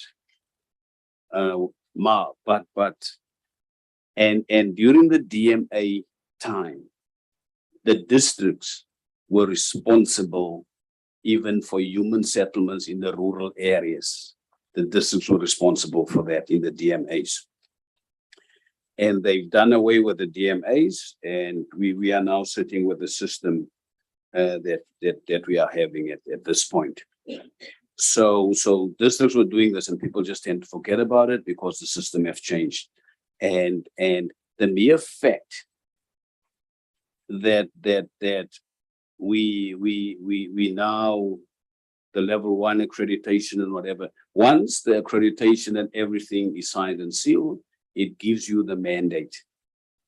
It gives you the mandate because national as well as province need to agree with the district that they can do what is normally in their mandate, national and province. So us having this level 1 and everything that goes with it, that gives us the mandate. That shifts the whole ball game.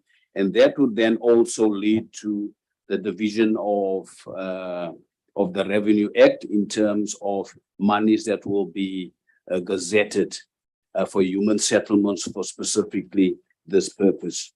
And I want to come back to the other issue of mandate.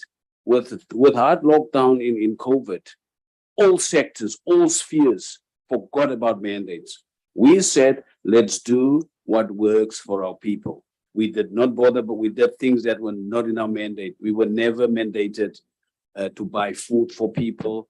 We were never mandated to do security in townships. That is not our mandate, but we've done it because the circumstances have changed.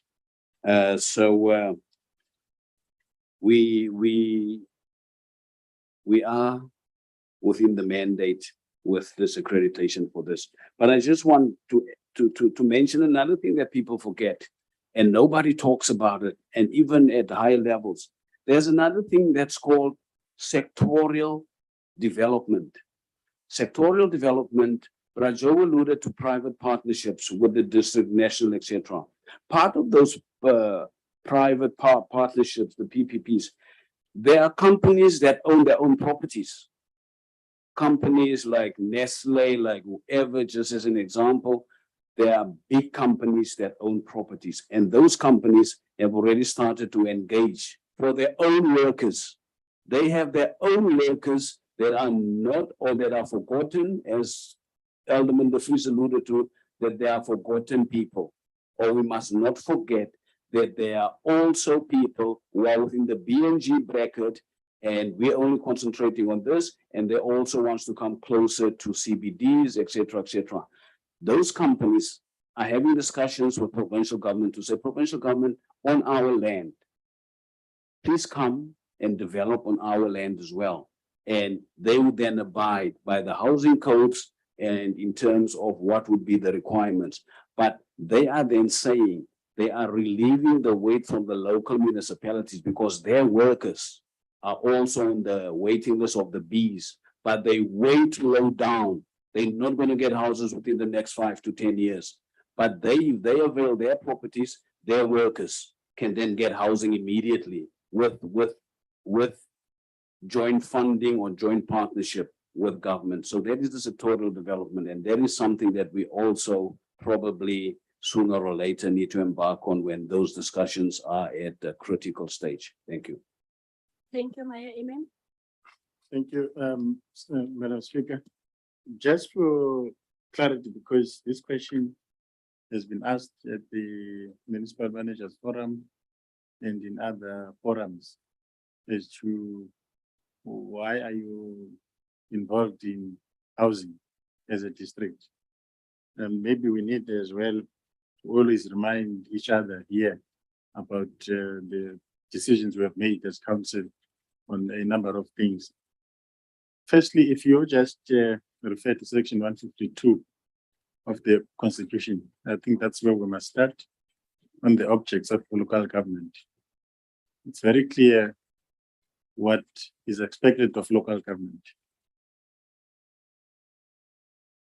So if we move from there, we then have to look at the act itself, not the act, but the housing code as a whole, which prescribes who does what between national, province, and local government. And it's well spelled out.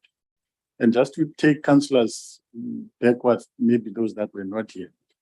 How did we get here as the Garden Road District Municipality?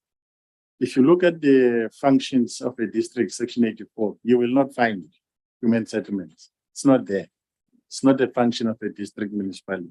And we were not doing anything with housing as a municipality. In fact, we were not interested as such because it's not our function. However, as the mayor has explained, functions can be assigned by the owners of those functions, be it national, be it provincial government. And to this end, the provincial government approached Garden Road District Municipal to say, we want to pilot the involvement of district municipalities in human settlements in areas where over the years, local or B municipalities have not been successful. They said, we don't want you to get involved in RDP houses, that is BNG, but you must look at social housing and all fleece and all those things and student accommodation. And the process you will follow is that you will review your organizational structure, which this council did. Reviewed its structure to provide for human settlement. And that will be located in the planning and economic development. This council did that. They then said, we will fund that as national government, as provincial government. And therefore, when you resolve to get involved, put a condition that you will only get involved in this if province pays. And they have been providing funding for that. So they are gazetting for the multi-year periods for human settlement. And then they said the process you will follow is then the accreditation process, because you need to be accredited as a district municipality. And we will help you with that. We'll give you money to do all the studies, the human settlement plans and everything, so that you are accredited. And your B municipalities will be asked to support you, which all of them have agreed to support us in this endeavor. And then they said, when we are accredited, we will work with you to deliver on these things. And the money that comes from the National Division for Human Settlements, as it relates to police and social housing and everything, will then come directly to you. And we will help you build your capacity as a municipality. So that's how Garden Road got involved in terms of those processes. This council has over time taken specific resolutions on these things. That's why we have Joel here, Ms. Sims and other officials. They are employed by Garden Road District Municipality, but their money is funded from province paying us for them. So that's how we got involved. There is a record of all those decisions. And it's important that our councillors, please, you take these decisions. We need you to own them and to explain them yourselves to members of the public and to people who ask, because it makes our life difficult. If the very councillors that takes these decisions then come and ask us, why are we getting involved in these things?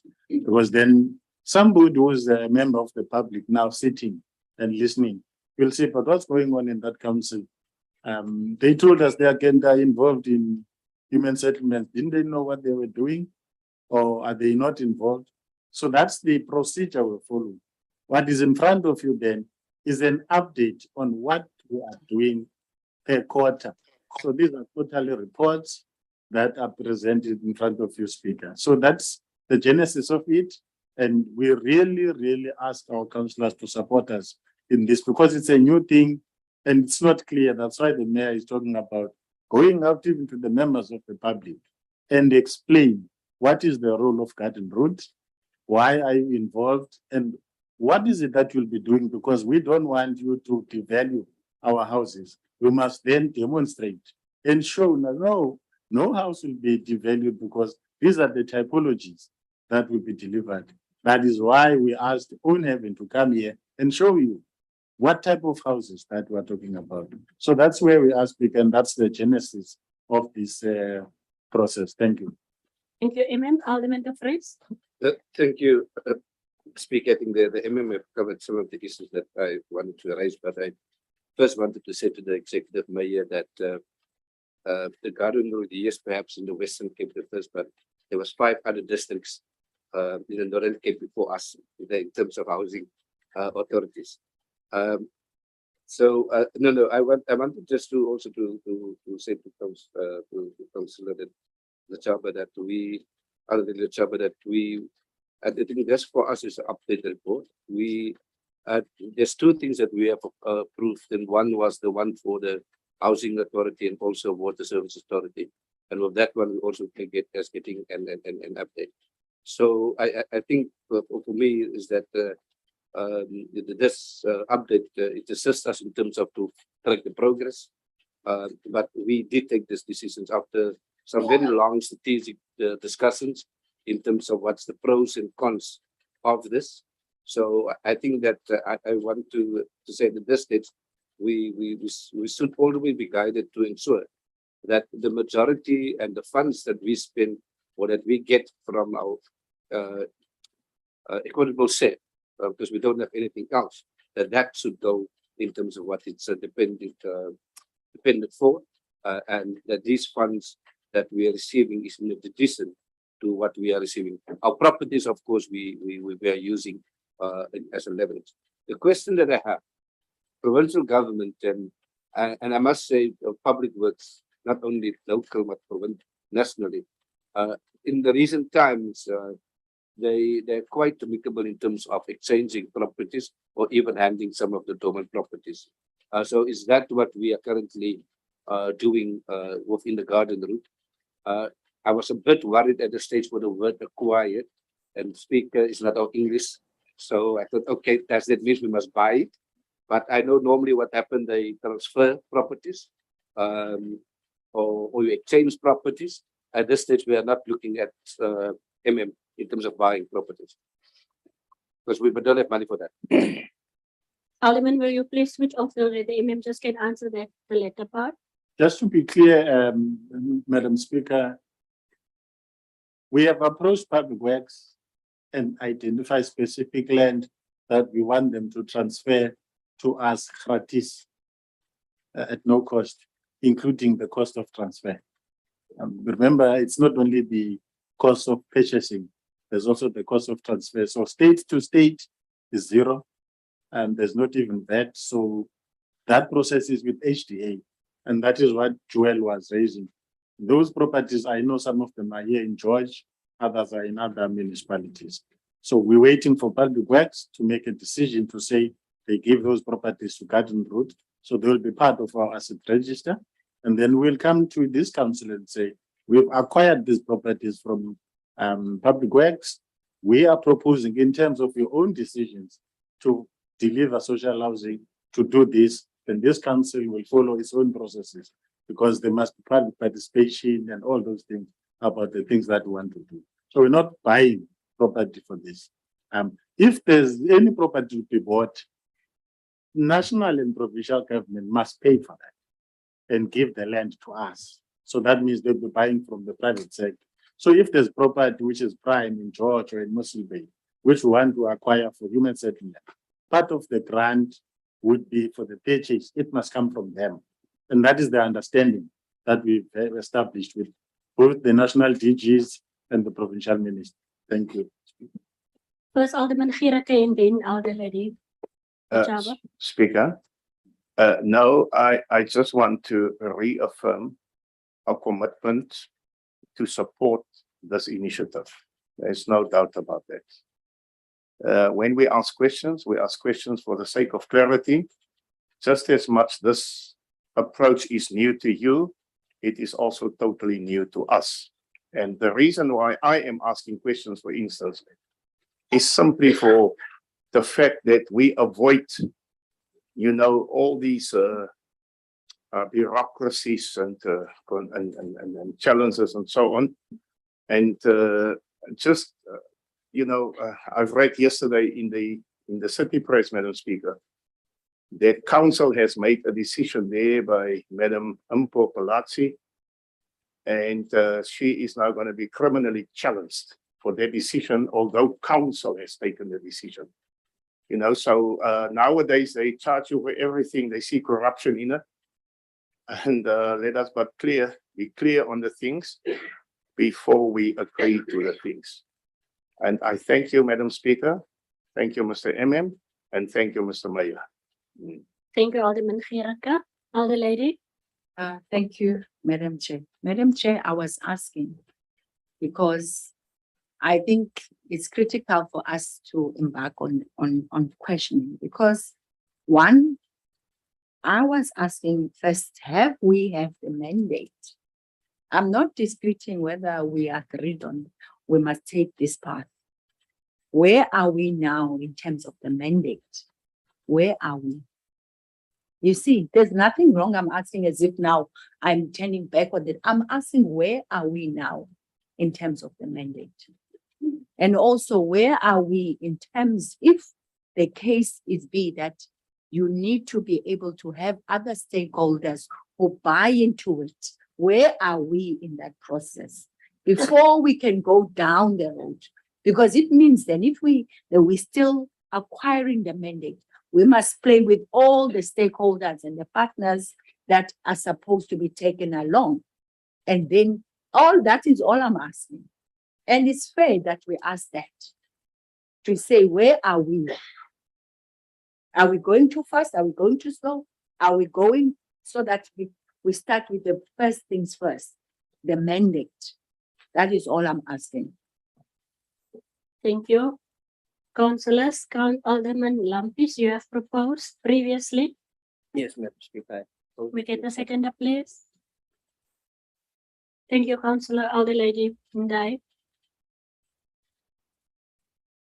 Councillors, we are moving 8.6. That is a report regarding the critical needs of each municipality within the Garden Route. Lampis.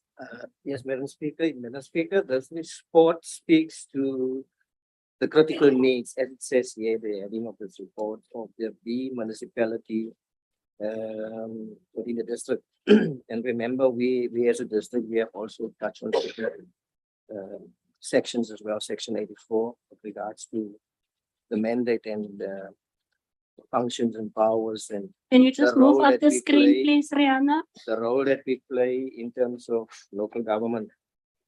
Madam Chair, I also want to allude that this is very important for us, for especially our B municipalities that is really struggling out there. And this is where this report comes in, where we need to look at the critical needs of our residents within the district. I therefore would like maybe the council decide on this, whether we should take it up in our strategic session coming February next year. And also maybe look into it that we put this in also in our budget for IDP, SDBIP in the budget for 2023-2024, because I see on page 859, I think, yes, where the executive financial manager is saying, financial services is saying that he noted the content of the report, but keep in mind future discussions regarding projects, etc., to be undertaken. I think there will be discussions definitely.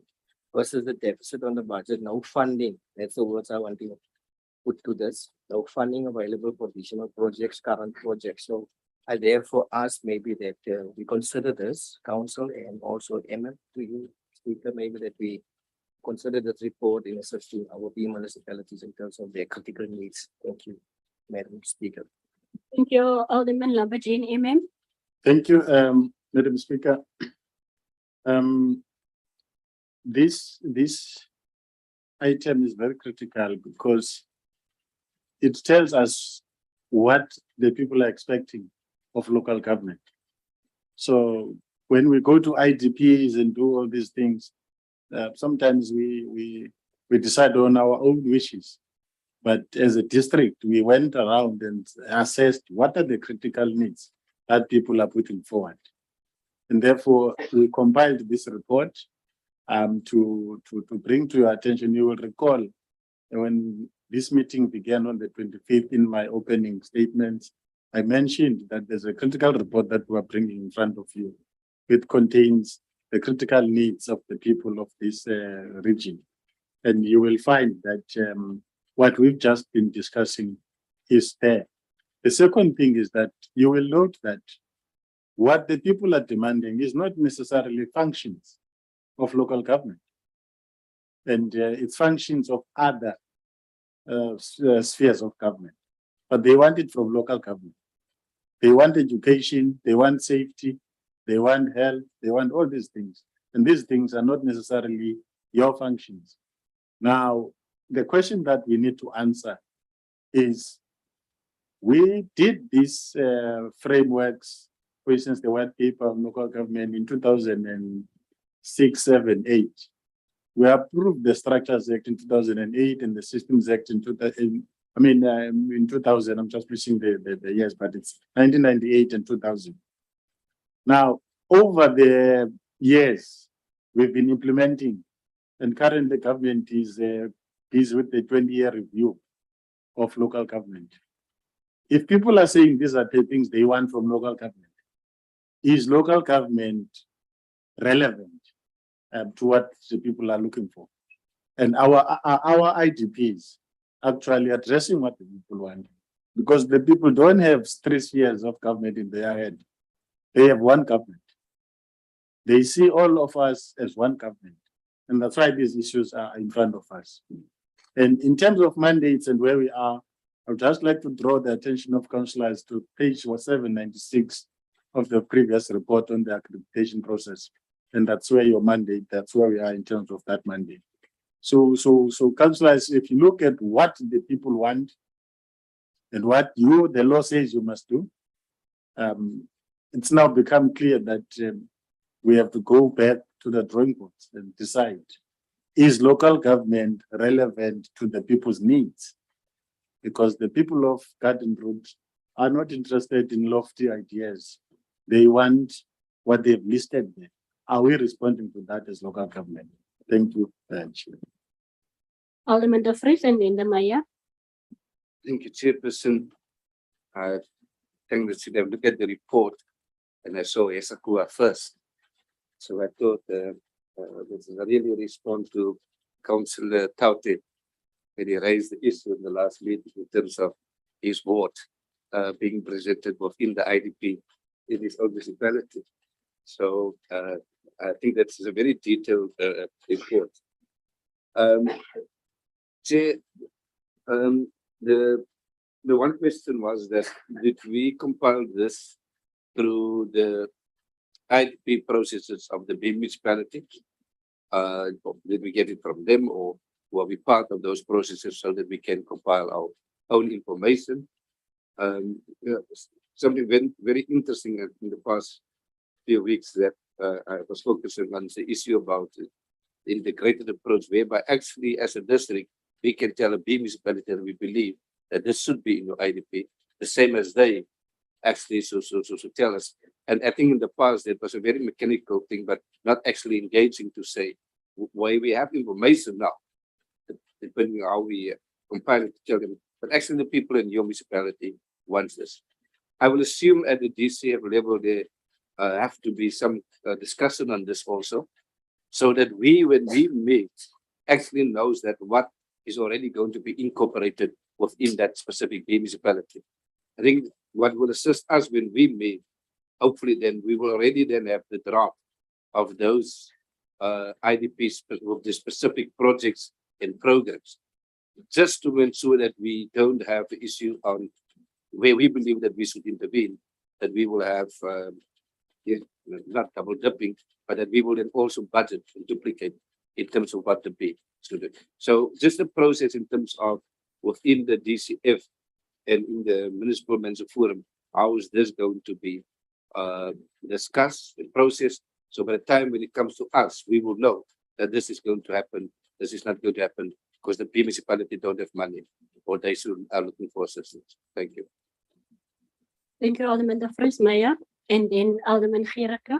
Thank you, Madam Speaker. Madam Speaker, Alderman De Vries actually touched on what I wanted to bring to mind. Safe to say that, yes, we do need intervention from the local councillors who also serve at the different Bs. Even last week, myself and the MM, we still getting unnecessary delays in terms of support, which is required from the Bs. And please raise this in your different caucuses at the Bs. Just as an example, there are still municipalities that have not given us the supporting letters which are required for the Water Services Authority, and there are still municipalities that has not given us the supporting letters for the level 1 accreditation for this very same human settlement matter that we're talking about. And then probably I also know that we do have the IDP rep forum, you know, where we put all of this together, where we collate. But Alderman De Vries is correct. I don't know in terms of, but the people who are dealing with it, you know, they can then just go back to the drawing board or probably modify that process in terms of whatever happens. I don't know whether by the time we get to the IDP rep forum, is it a done deal from the Bs, or is it a matter of there can still be amendments brought into that? I don't know, probably the people who deal with that, but I agree that we should be a step ahead at local level in terms of what is contained and what are our challenges. There is a discussion I'm going to have with the MM in terms of our challenges in the MMF and in the DCF for all members who serve on those big municipalities to be aware on what are our challenges and where do we need your support in those B mayors even before it comes to the DCF or MMF. Thank you. Thank you, Mayor. Alderman Gericke. Yeah, Speaker, I am, as I'm sitting here, I am very, very much worried about what I read, what I see, and what I hear. Very worried. And I'll tell you why. Our democratic government is based on the separation of powers, autonomy of municipalities, and certain processes and procedures in place, powers and responsibilities for certain categories of municipalities. So each municipality must perform within its legislative framework. You cannot perform outside your legislative framework. It's going to be overreach and it's going to be a transgression when you encroach on the responsibility of another municipality and another category of municipalities. Because they have their responsibilities, they have their processes. Now, we have just seen our annual report recently. And we have seen our IDP reports, and we've seen all those reports, the engagements with the communities. We have seen it, we've read it, thick documents that went through this council. And we have been sensitized by the needs of the people on the ground because the people have spoken. And we have a pretty clear idea of what people want in terms of our mandate. That is the point. Now, the Bs have their powers and responsibilities, Mr. Mayor, the Cs, the whatever the Is and what have you, they have their powers and responsibilities. And I put this up for debate because we need to understand where we are. Where do we want to be the big brother, because this sounds like being wants to be the big brother over all municipalities. And is this not why we are picking up some problems, prejudice and bias from certain people in those municipalities that oppose and resist the type of projects that this council wants to embark upon? I say if you for instance, let me close on this point. If you for instance take section 26 of the Constitution, where it describes the responsibility of housing in the Constitution, it says everyone has a right to access to housing, and it stops there. It doesn't say anything else. But then you must go to the housing regulations and the housing code and what have you, and that defines who may and may not deliver housing. So I'm not disputing the fact that this municipality received authority to engage, and this letters have served in front of us here. That is not in dispute. But I'm just trying to draw a comparison between the responsibilities that each municipality has, each authority has, and each competency has. Because the IDP process, this report that arrived on our desk here, it says that it has been concluded successfully. These were the challenges, these were the problems with the community. They've spoken, now we must go and work out a program and so on. And I think the B municipalities have the very same processes. The challenge is that how do we implement what the people want in terms of our mandate? That's all. We cannot encroach, we cannot exceed our boundaries going into this of the B municipalities or the C municipalities for that matter. We must make the most of what we are entitled to do in terms of our mandate, Madam Speaker. Thank you. Thank you, Alderman Gericke. Meyer. Madam Speaker, we must avoid the risk of almost at times agreeing and then contradicting ourselves. We must avoid that. And let me just sketch a scenario when it comes to, we all know what the responsibilities are of the A, Bs, and Cs, just as an example, but I'm going to make a concrete example on the reality. All of those responsibilities are on paper. It's in law, it's legislated. Here is the reality. There are 7 municipalities in the Garden Route. 7 municipalities in the Garden Route. And out of that 7, there are 3 big boys. Out of that 7, 3 big boys. Now my question is, the other 4 small boys who cannot afford what their mandate is, they can't afford their mandate. They don't have the resources, the human resources, they don't have it. They don't have the financial resources. Must we fold our arms and let those very same people who have made their demands through the IDP processes suffer? Case in point. And let me tell you who the big boys are with the Garden Route.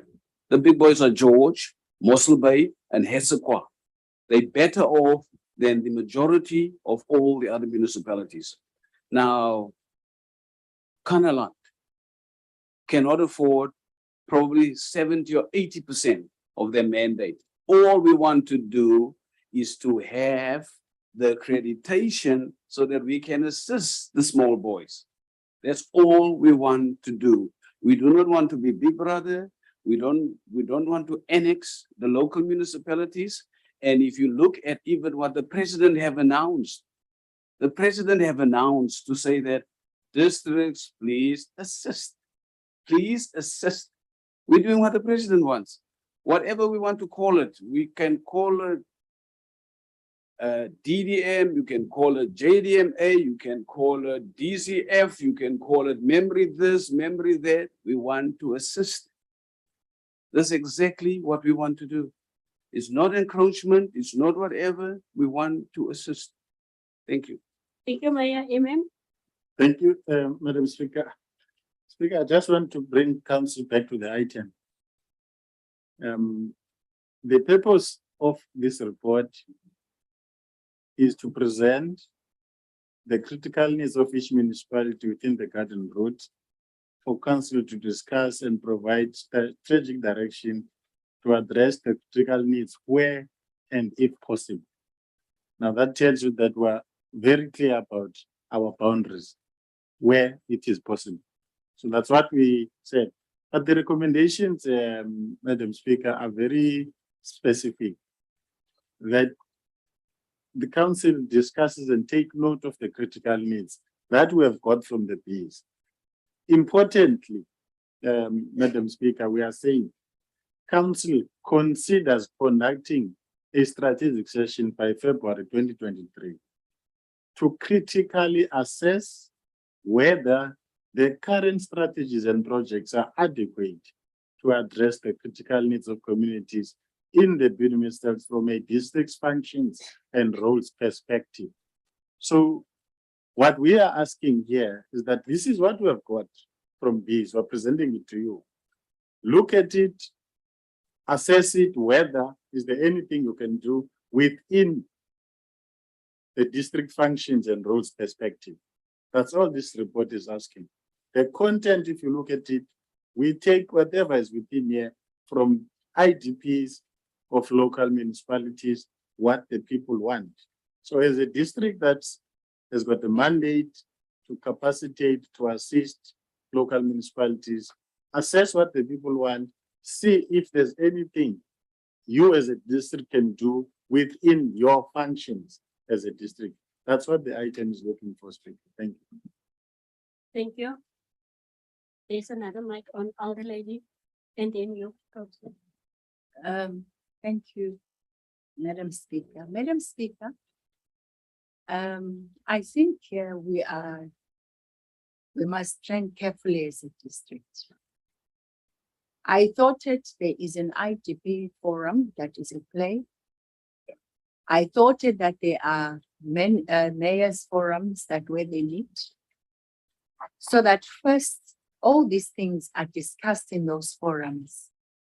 Now to just bring an item that discuss B municipalities, as if B municipalities, they do not embark on this process of IDP, and also bring it as an item that strategically we must engage on.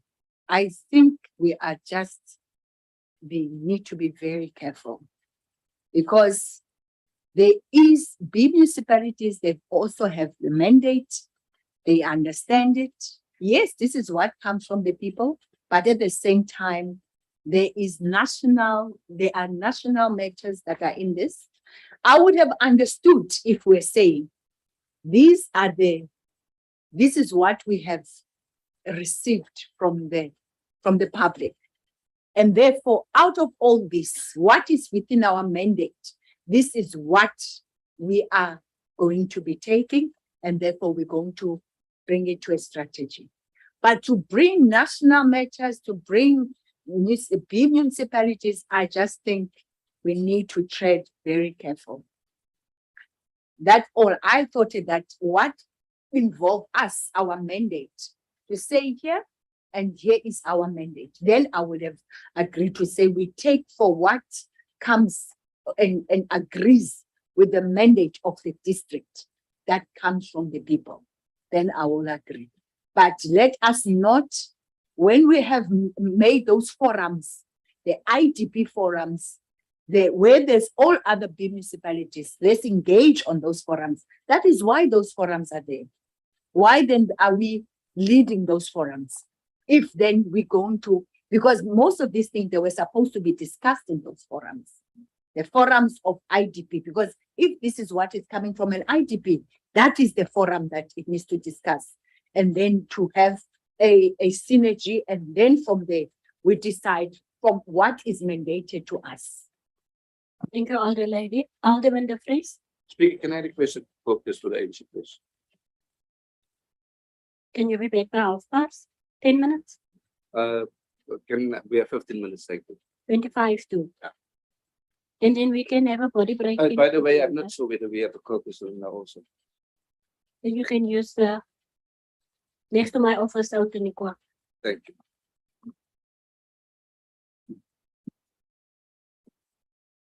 So we will be back by 25 to 12. No, of course. I'm looking at that, what's there at the back. Councillor, Alderman De Vries. 11:13, eh? That one is 5 minutes ahead. I was looking at that watch. 11:30, please.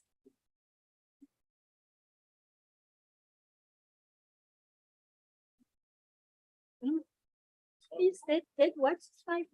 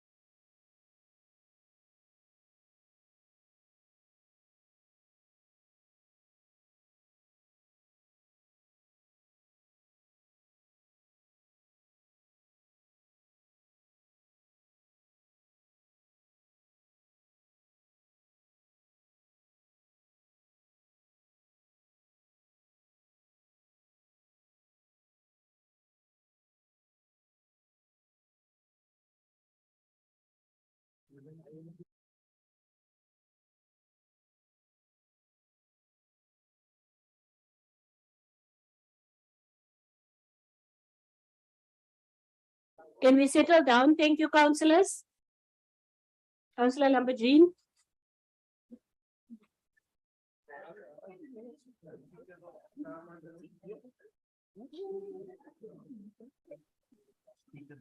Yes, sir, councillor. Okay. That's a right, sir. Right. That's a right. You may proceed. Can you, the door please be closed? Thank you. Thank you, Speaker. And thank you for the opportunity. There's somebody connected. Please mute yourself.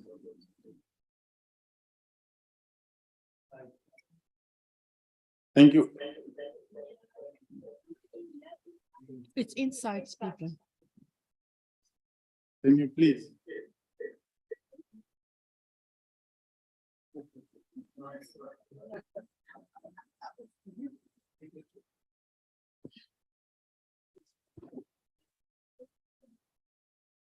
Proceed, Imam. Thank you. Yes, Speaker. Speaker, I been requested by my officials to address council on the matter at hand. The feeling is that maybe councillors did not have enough opportunity to read the report that is before them. Hence the questions that are being asked. The genesis of this report is that this council felt that its IDP was not responsive to the needs of the region as a whole, and therefore you wanted a critical analysis of the needs of the people. And then you wanted the report to table what are the critical needs of this district, this region, and whether or not our strategies as a region are responding to the critical needs of this region. Now, Speaker, if you just go to page 857 of the report,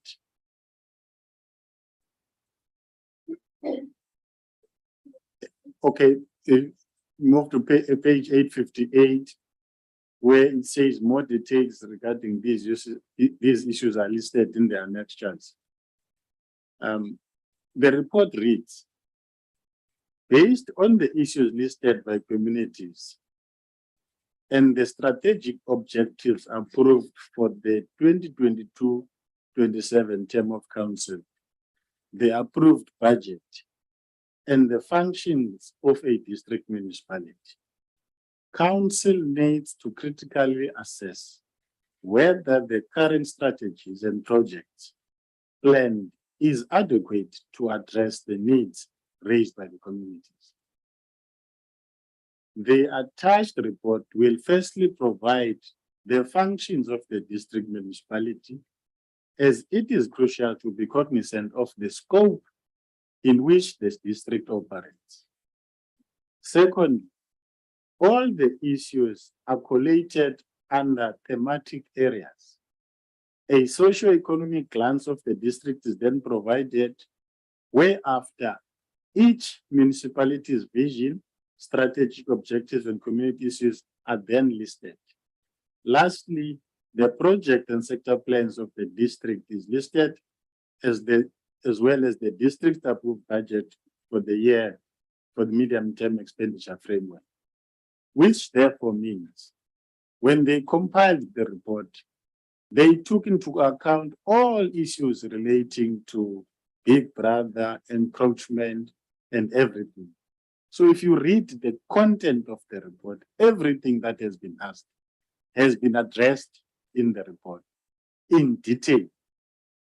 All they are asking in the report is two things: that council notes these critical needs from the municipalities, remember our IDP office attends to all the IDP meetings of the district, of the municipalities. They participate in IGR, and therefore they have access to all that is there. And that's where they get this. So they are presenting what are the critical needs as you wanted them. And more importantly, councillors, because this is the gist of what they are saying must happen, that council considers conducting a strategic session by February to critically assess whether the current strategies and projects are adequate to address the critical needs of the municipalities, of the communities in the municipalities from a district functions and roles perspective. Which means when you do that, you will be having Section 84 in front of you and seeing how do we as a district enter into the space of safety, for instance, if our communities are concerned about their safety. How do we as a district enter into the space of human settlements if our communities are concerned about that? And so on and so on. So today we don't want council to say this is our position, but we're saying take it to a planning session. And this planning session is not outside your IDP approved process. This is not outside what you have approved for the IDP process. It just empowers you more. Because if you look at what is contained here, there's lots of information. It's empowering you to make sure that you don't work outside your functions. But then it asks you a question. If these are our functions, are we addressing the needs of the people that we represent? And if that question is not answered in the positive, what then is our role as a district that we must do? So this report really responds to your own request that you made, that we must do a critical needs analysis, bring them in front of you, and then sketch a way forward. And that's what they have just asked me when we were in recess to say, can you please bring this to the attention of council? Because it seems like our report is interpreted as if we want to encroach, we want to go into space that is not ours, and so on and so on. So that's the report in its entirety. Thank you, Speaker. Thank you, Imam. Alderman De Vries. The Speaker, I was not sure whether the Imam was referring while the ANC was in recess. We were coming from a caucus. Okay. No, because I was confused now about what's it. Speaker, the one of the recommendations and things for the nation is that there must be a session, the Afrikaans say 10 February, the ANC say by February, and that can be interpreted differently. Now, our IDP processes normally starts very early, so in fact it's already underway. And by February, most municipalities will also have their draft IDPs. And I normally say, when you put up your draft IDP, that is actually when you ask your communities to comment on what you already have gotten from them, and not trying to change that. So we support the third session, but just in terms of the timing, that should be then when I'm not sure. By February means then it should have happened already, and not that it must happen in February. The other part of it is also important is that those issues in terms of that must still be processed through the district development forum, district development model in other provinces, and where it works, it has actually assisted our communities a lot with provincial and national government. So we would also just want to make sure that these issues don't just die with our IDP process, but it's actually being moved forward into the district development model, where those national and provincial competencies that we actually get those departments actually then to also assist and make money and programs available. Thank you. Mayor, you don't want to speak anymore? Thank you, Alderman De Vries. Speaker. Yes, Alderman. Yeah. Each party speaks for himself. So we respect the position of the ANC. If you look at the recommendation 5.2, as it is on the screen now, that council considers conducting a strategic session by February 2023 to critically assess whether the current strategies and projects are adequate to address the critical needs of the communities in the B municipalities from a district's function and roles perspective. Now, from the onset, we are not against a strategic session. We have had many of those sessions here, but that recommendation is a little confusing to me. Since, you know, I read a lot of, for many years now, a lot of agendas and recommendations. That is just a little confusing in the sense of what we say is let us concentrate on our roles and our responsibilities. That's all. And let us take our roles and responsibilities to the max and let us make the most of what we need to do specifically with regard to our roles and responsibilities as a district municipality. That is all. Otherwise, we are in favor of a strategic session. We've never been opposed to this, but all we say is let us concentrate on the role and responsibility of the district municipality. And I would have loved, unfortunately, we are of the minority, but I would have loved to say in that recommendation 5.2, let us concentrate on the roles and responsibilities, whether it suits the needs of the communities of the entire Garden Route district municipality with regard to the district municipality. That is it. Thank you. Thank you, Alderman. Maya. Madam Speaker, just two things. One, we're on the same wavelength in terms of what the outcome should be, because indeed it is our responsibility to know what is happening within our jurisdiction.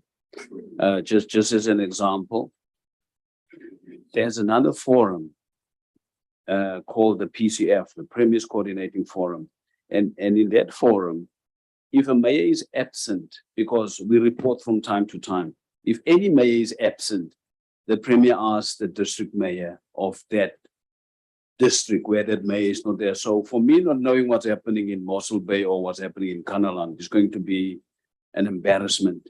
And this item in this report is to prevent those matters and also then to see where we can assist.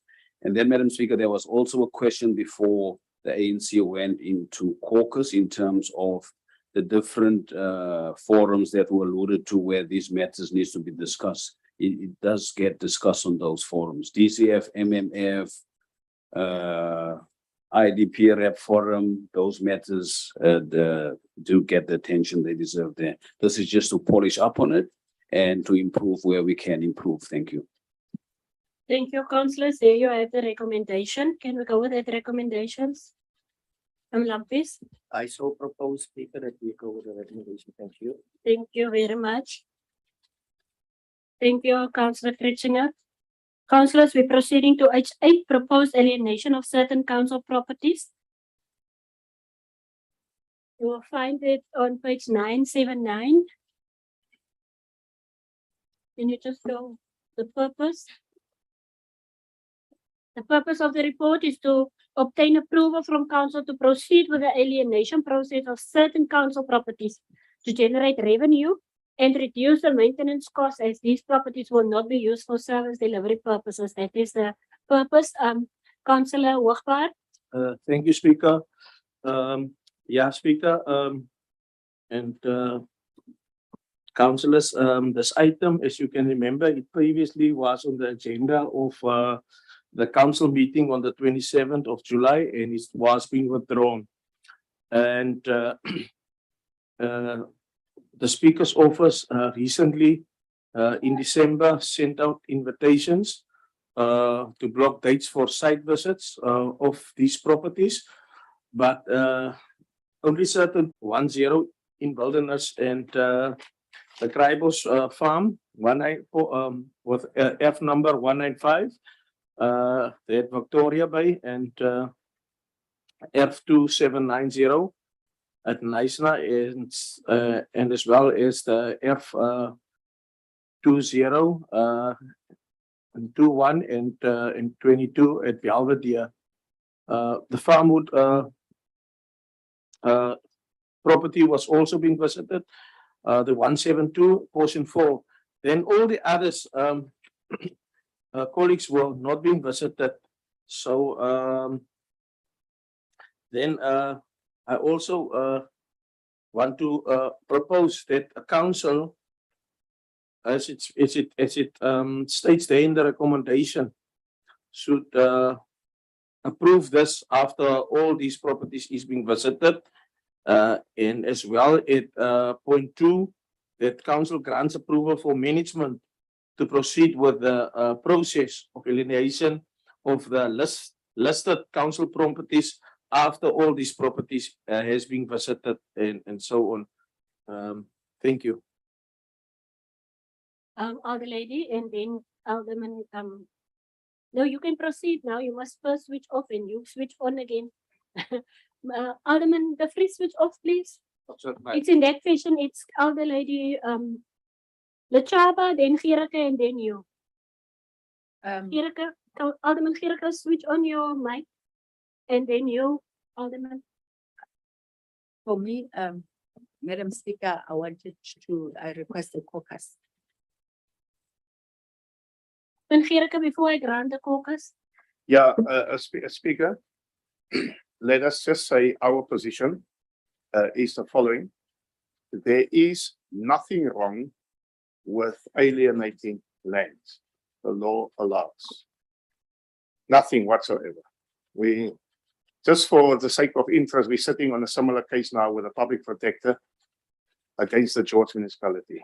But what the public protector flags is the process in terms of which it happens. That's the one thing. And this is what we will submit, that we must make sure that the process is correct when we alienate, number one. And number two, I read the recommendations, colleague Wachbart, but I'm curious to understand, once we have alienated the land, what then? What is happening afterwards? Because the debate on land is a critical issue at the moment, and access to land and ownership of land, particularly in this region where our people of color, are disenfranchised. And I think that I would love to hear more about that. What do we do when we alienate the land? Thank you very much. Maya, before you, Alderman De Vries, you were next. Before you caucus, I want us to maybe ask the questions, and then when you come back, then it will be easier to answer. So the question was this in terms of the that council approved after council have visited. So the colleague correctly, what in terms of what he was proposing. That's correct. That we must approve it after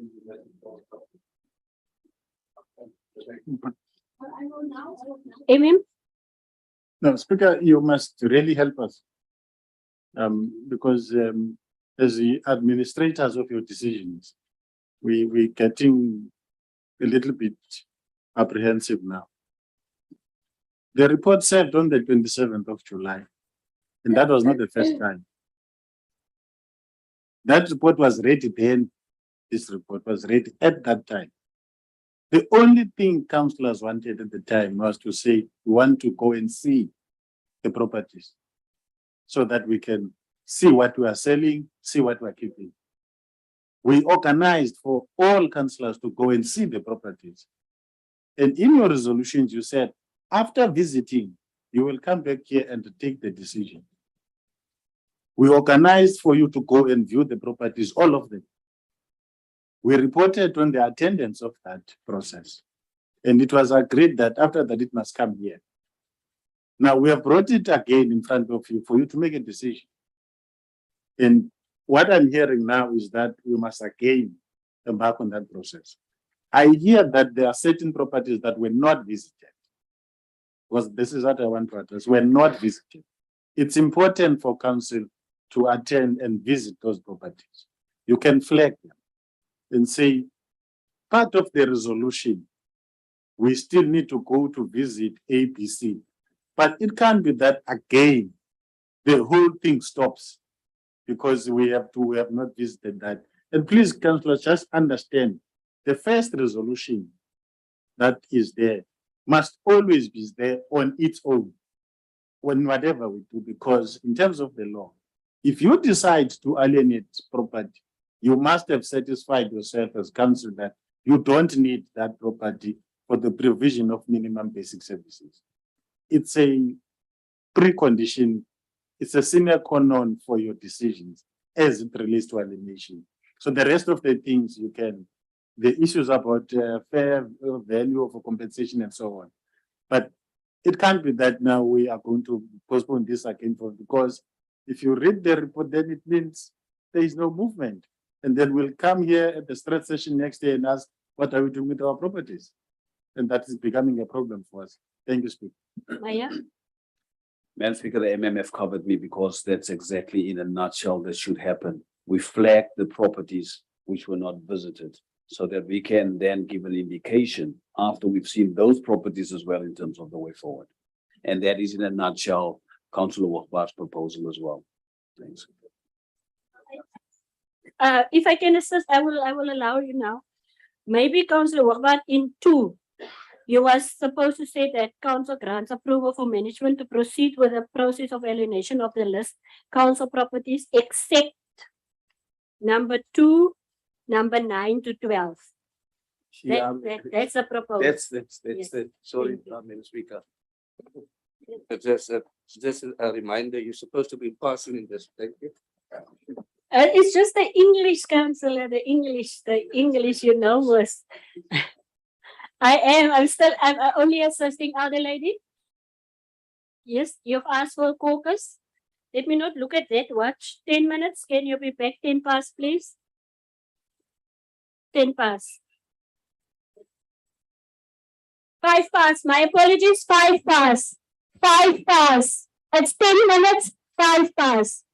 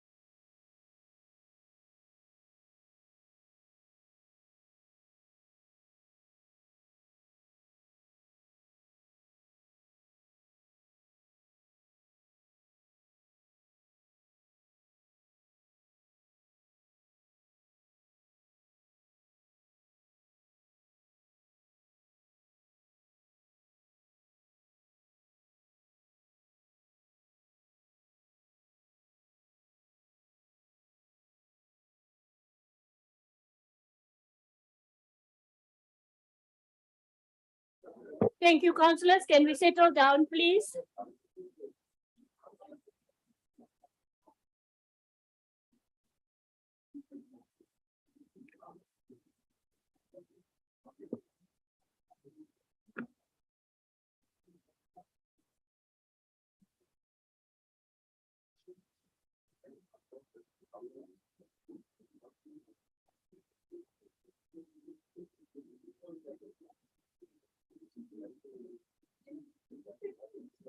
Thank you, councillors.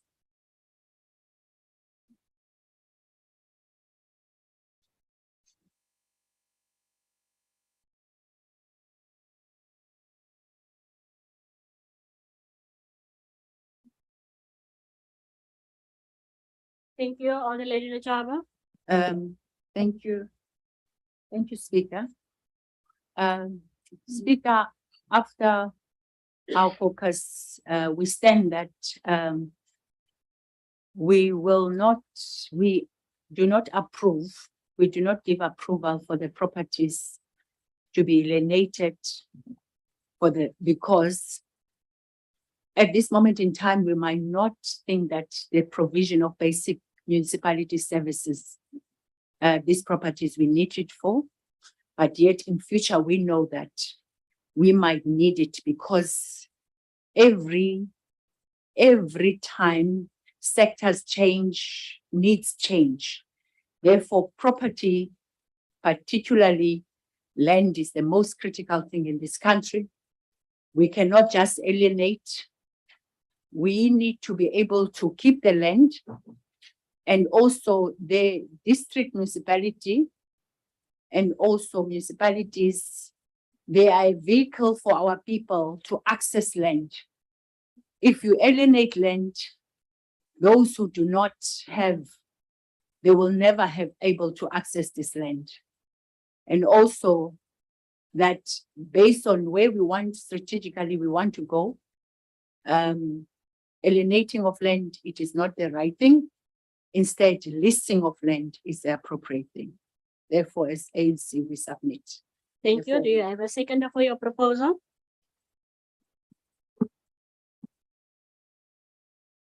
I've seen 3 hands now. Councillor Sharon?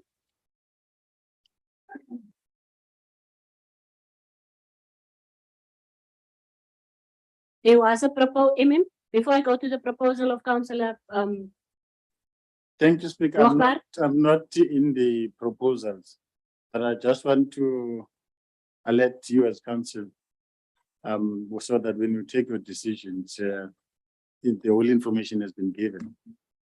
If you go to page 986 of the report,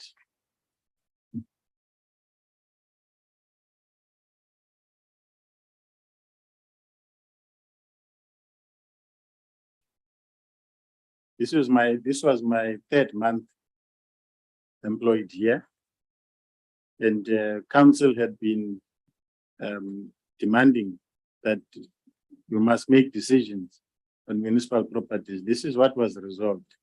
It was proposed by Councillor Spies and seconded by Councillor Boyson.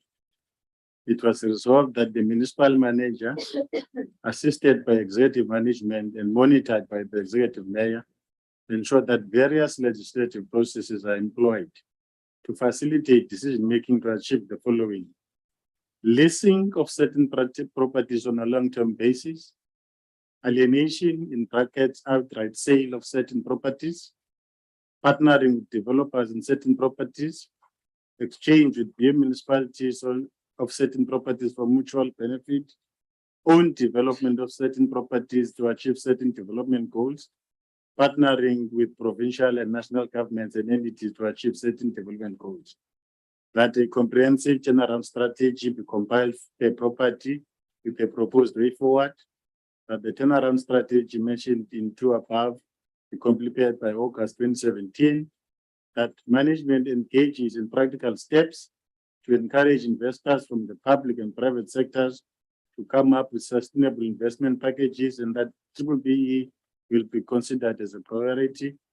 That a process towards the development and adoption of a long-term growth and development strategy is started urgently. That progress reports to the executive mayor, mayoral committee and food portfolio committees on a monthly basis, that the necessary capacity from a technical point of view be employed as and when the need arises. What we are presenting to you is a process that culminated then. We've been doing all these things with this council's blessing.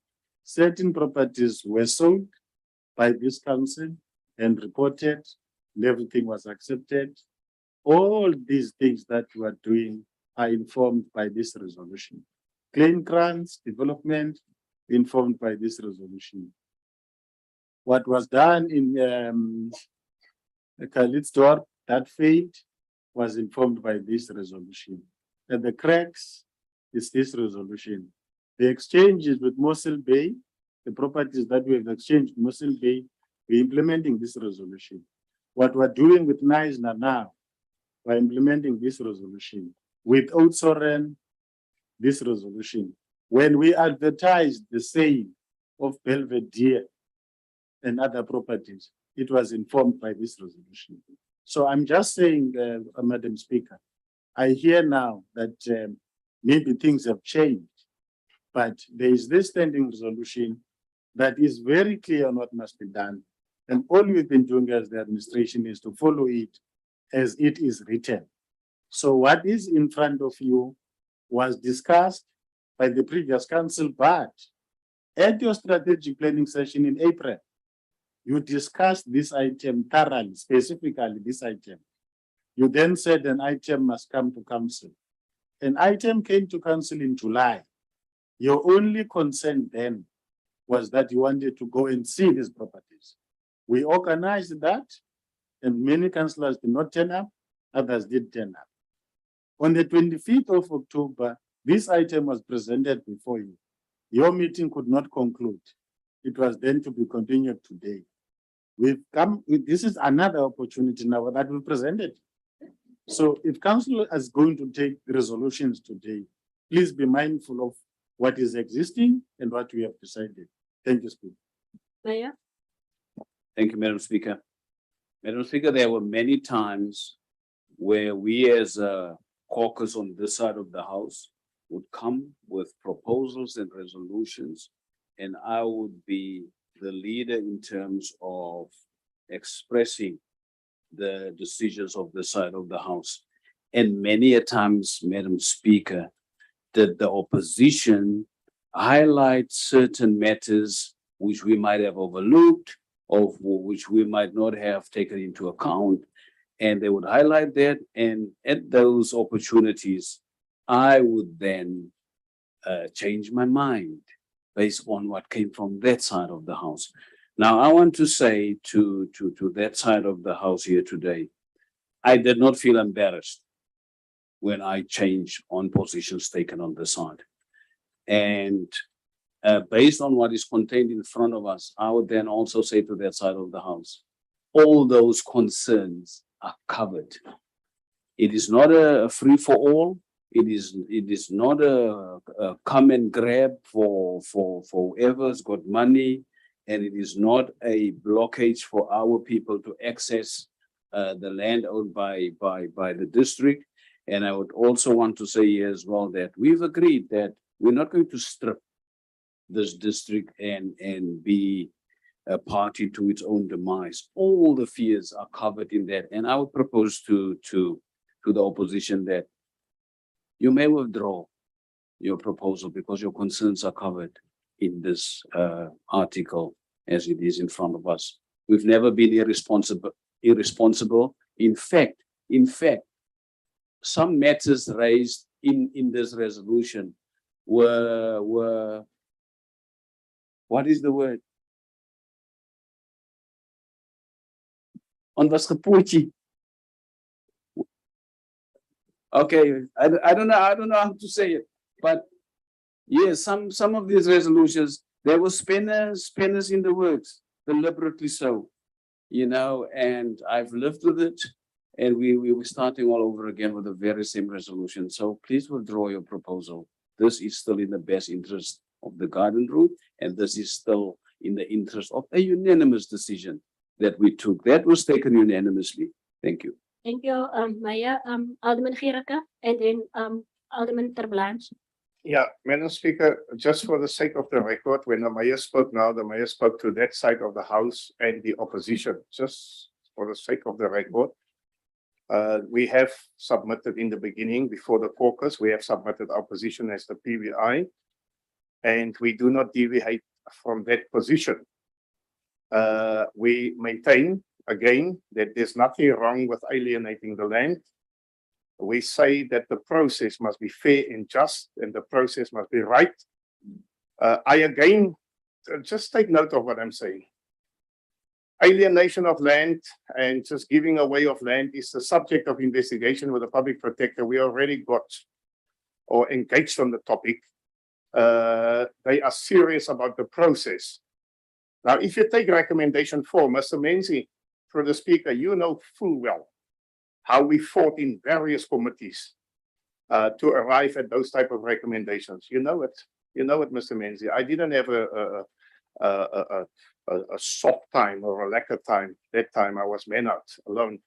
But we fought to include that when we alienate land or when we sell land, that we take into consideration broad-based Black economic empowerment so that people that were disenfranchised also benefit from the decisions that we make and also from the land that we own. So that it remains our position as the PVI. Whenever land is sold off and there are proposals coming in, we must understand who the Black partners are and who will benefit from that. A typical example, Madam Speaker, is what is happening over the mountain. But having said that, we still have not received written reports of that empowerment projects that's happening on those farms. Remember the other evening at the King George Hotel, you introduced me, Mr. Menzi introduced me to the guy that produced pomegranates. And he's got a beautiful story to tell.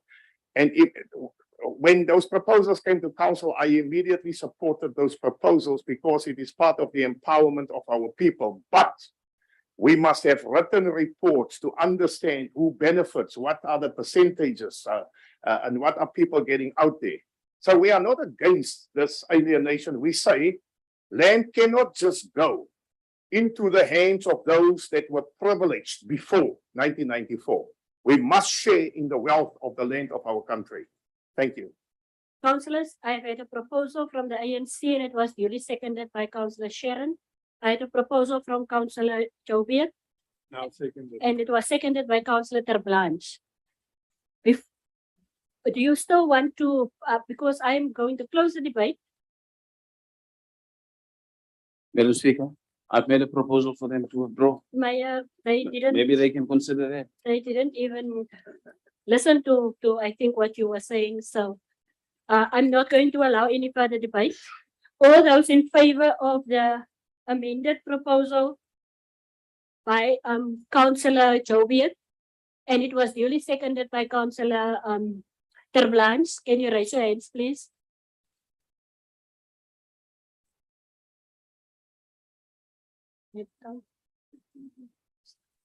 Can I see who is on the screen, please?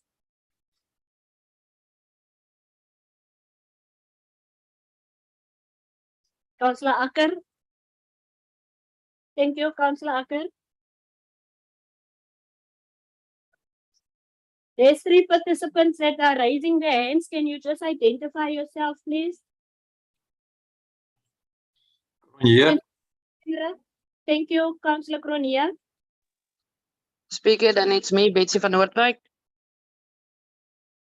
Thank you, Betsy. Thank you, Councillor Reuters. Thank you. All those against the proposal as amended by Councillor Hoogbaard. All those against the proposal as amended by Councillor Hoogbaard and seconded by Councillor Terblanche.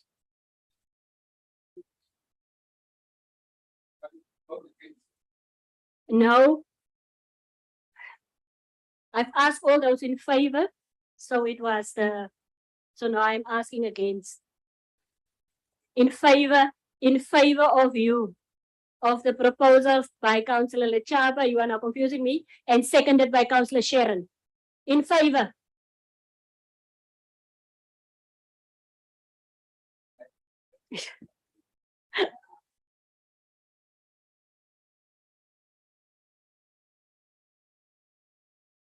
Can on the screen, who is, there was somebody waiting to be admitted. Okay, can we get again all those in favor of the proposal by Councillor Lechaba and seconded by Councillor Sharon? It's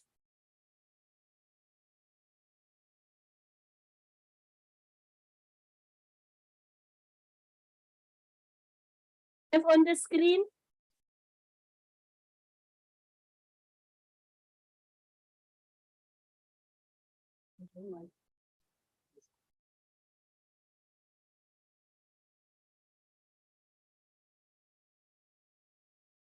Is there anybody online who is voting in favor of Councillor Lechaba's proposal?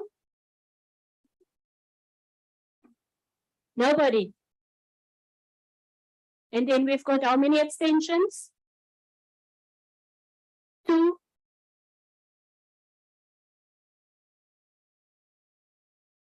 Three.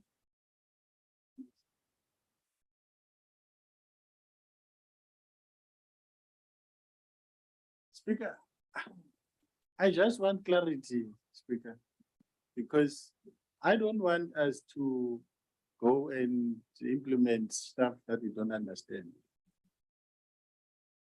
Is the position against alienation of land against the principle of alienation or against alienation of these specific properties that are listed here?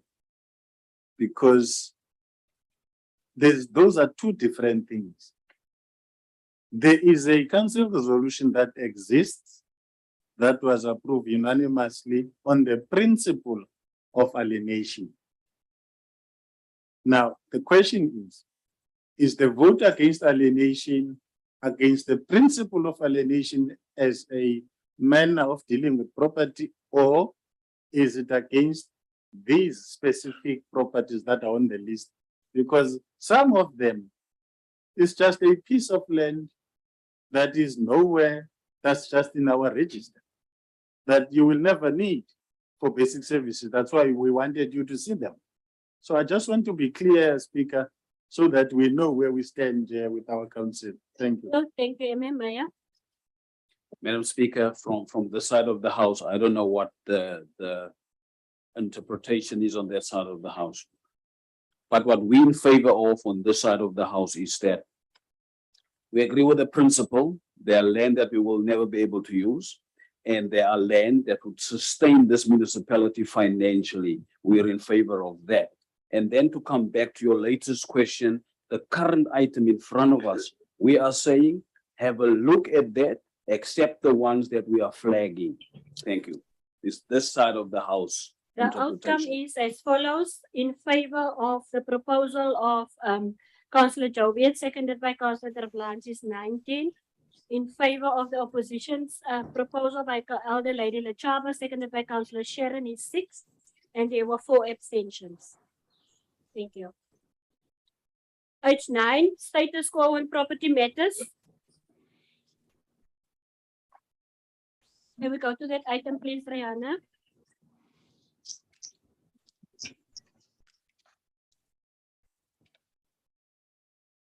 Councillors, there you have it. Council owns various properties across the district and has entered into lease agreements with various lessees, as set out more fully below.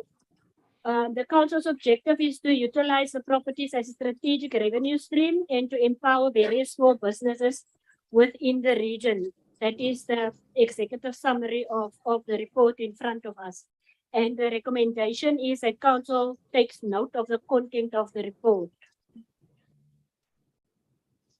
Councillor Wagbar.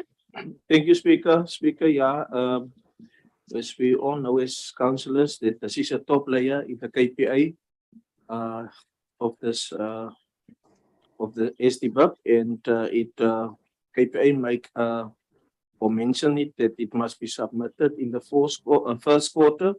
Which was in September month, but in September month there was not a council meeting, so that's the reason why the report is submitted now, and so an update report will be submitted in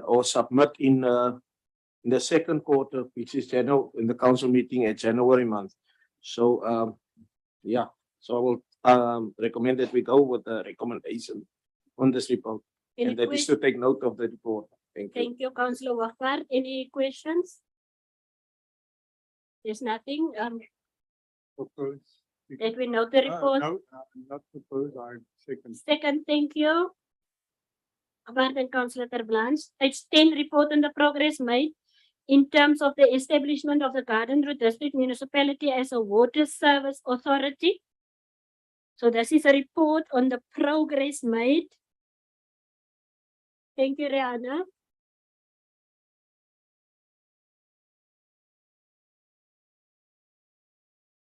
There's the executive summary on page 994. Management was tasked with the responsibility of obtaining the function of Water Services Authority for the region. Subsequent to this, management embarked on a number of initiatives that included engaging government departments, local municipalities, and other stakeholders to consult on the processes on the proposed GRDM position. This process was necessitated by the fact that the current situation in terms of water requirements of the region is not sustainable, and therefore the region has to creatively address the issues of water security. This is also in line with a new approach by the national government of focusing on district approach to service delivery. And to date, the GRDM has managed, with the assistance of VISA, to conduct assessment and present the case of WSA to COGTA. The objective is to make sure that the region is water secure and hence benefit from the spin-offs thereof. There are studies that were done as far as 2010 to inform this regional approach to WSA Eden Bulk Water Master Plan. This is that report that made our agenda so thick. It is from page 995 up till I think 2000 and can't recall. 994 until 2180, I think. Maya? Madam Speaker, I'm going to be very simple in terms of what does this mean, because on what does this mean, Madam Speaker, because I get the sense, because I pick this up in the DCF as well. I get the sense that some people just see water because it's a Water Services Authority accreditation application. And some people think it has got to do just with water. Colleagues, it is far more reaching than just dealing with water. Just as an example, apart from dealing with water, it came up in the question when in the DCF, when we were dealing with human settlements, some mayors were saying, you guys just want to build and build. We don't even have the infrastructure to build. Now, this is what this would entitle us to do as the district. When we have this accreditation, it opens the door for us to deal with all bulk infrastructure matters. You cannot build. We were talking about affordable human settlements, whether we have the ground or not. If we don't have the infrastructure, we can't build. So this accreditation would allow us to raise funds and to get grant funding for any and every infrastructure that would be needed, whether on our property or not. We actually want to go a step further. I spoke about the big boys and the small boys. When we have this accreditation, we can assist the small boys. We can deal with your aging infrastructure. We can deal with your piping, your everything. We don't want your taps. Let me just tell you that as well, because people think we want to take the taps and the municipalities are no longer going to generate infrastructure rates or taxes. We don't want taps. We want to deal with water from the catchment area into the reservoir of the B municipality to make sure that there are no leaks, to make sure that it's the right piping that has to go there. And we want to go a step further. You guys are sitting with very old townships. We can, with this accreditation, have an agreement, raise the funds, and we upgrade your old infrastructure, while the local municipalities deal with new developments. And if we can even assist in putting in that new infrastructure for our local municipalities. That is the benefit. It's got nothing to do with whether we have dams or not. A mayor asked me and said, what do you want to do? We don't even have a dam. It's got nothing to do. We don't want dams either.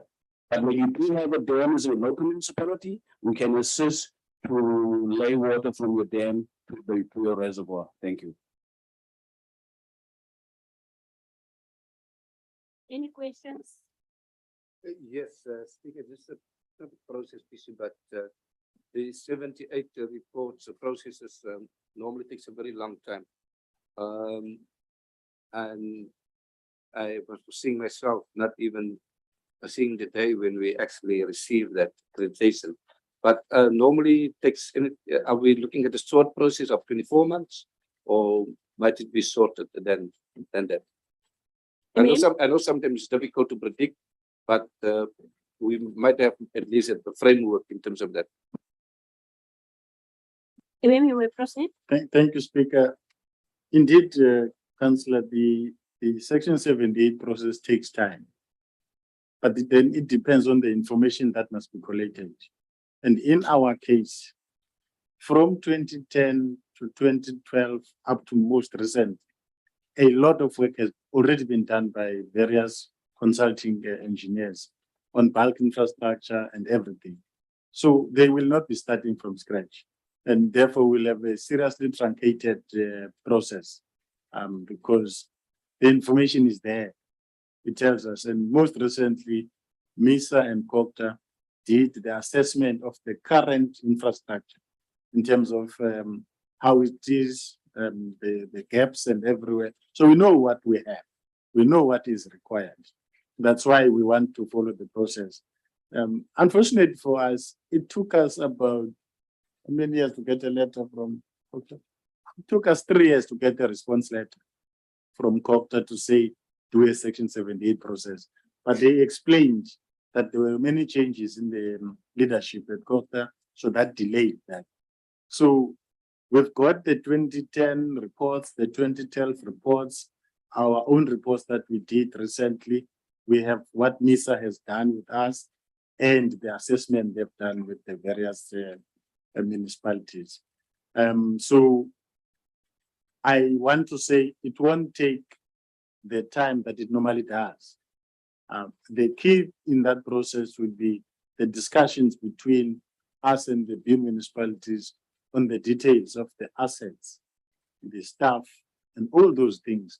What must happen, who does what, because ours is a different case than many districts because we don't get into reticulation. We only deal with bulk infrastructure. And that is where the difference lies. What complicates matters is when we have to transfer all the staff from the locals to the district and all the assets from the locals to the district. That's what complicates matters.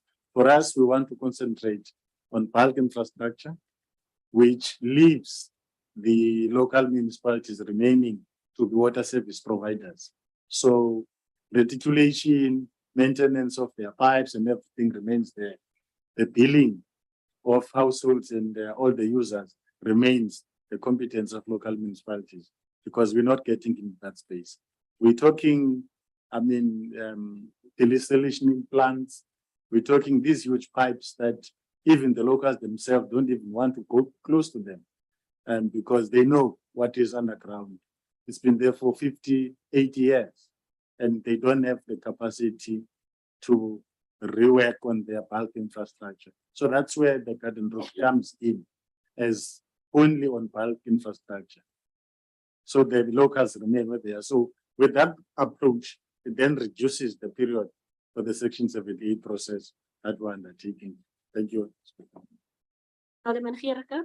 Yeah, no, Speaker, I just want to know, this item or this application is coming on for very long now. Very long. So in layman's language, Mr. Mayor, what are the real hiccups here? What are we actually dealing with? If it's taking so long and if there are so many questions, if you say that in terms of your presentation, it's just what you're going to do and assisting, for instance, your Bs or your Cs or what have you, what then is a real hiccup? Where do you walk into a cul-de-sac? And what type of politics are being played here or are at stake? Because there's certainly something not right here because this application is coming on for a long.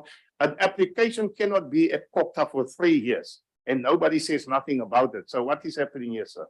Thank you.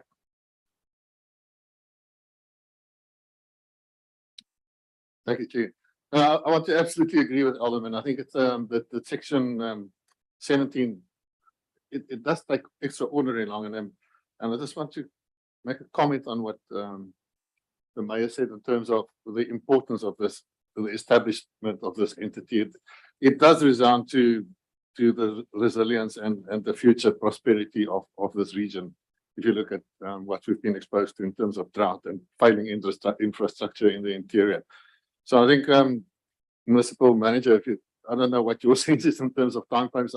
It does take a lot of time, but as far as I can gather from that report, it cannot be that far off. And then just lastly, thank you for putting together all those. The amount of work that's going into this must be worth thousands, if not hundreds of thousands of rand. So the groundwork is there. I think it's an exciting prospect for this municipality to embark upon. And I think people often say obviously we're not going to become a metro, but we're a smart region, and I think this will fit right in with where we want to take matters. Thank you, Councillor Meyer. Thank you, Madam Speaker. I'm going to be blunt, plain and simple, and I'm not going to speak on what is happening at national level. They have their own issues there.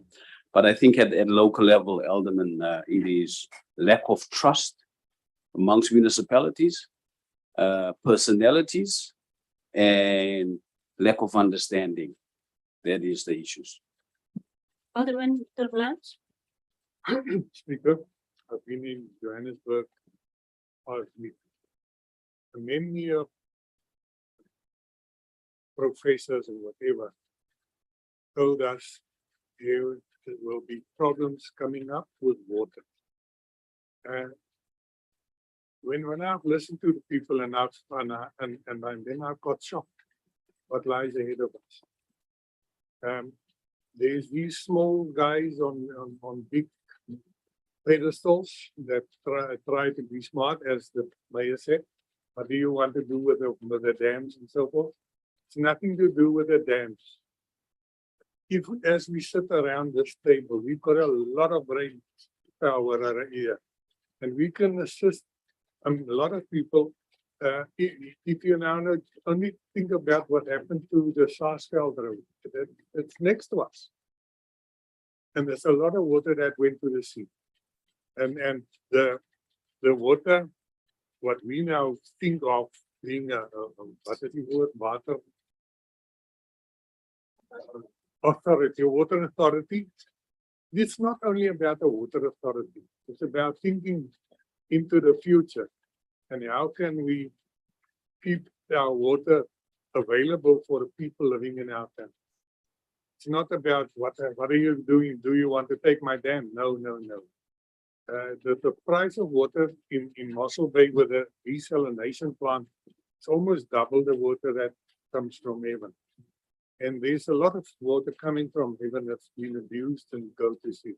So I think we must look a little wider, and not only as a small group of people that want another feather in the cap. It's about the future of our people, and we must not go against this. Okay. Alderman ter Blanche, Alderman de Vries. Thank you, Speaker. I thought the councillor was going to thank this for the 1,000 pages that they gave us to read. Speaker, no, I think that we come for a very long time in this and the water issues work for in our district. And as I was saying, that even if this is going to take longer than our term, when we talk about my current term, but I think it's something that we must constantly pursue and see in terms of where we can do that. I think that there was a lot of issues also with the water boards also, because it's not only local municipalities, also the water service board also had issues with this. And I think the clarification must be continuous so that people understand in terms of that this is about bulk services and nothing else. I was in KZN, the district is in Lembe, so they were responsible for the water even to the tap. So I was in Quadcusa. So when you have a problem for leak, you must get someone from the district.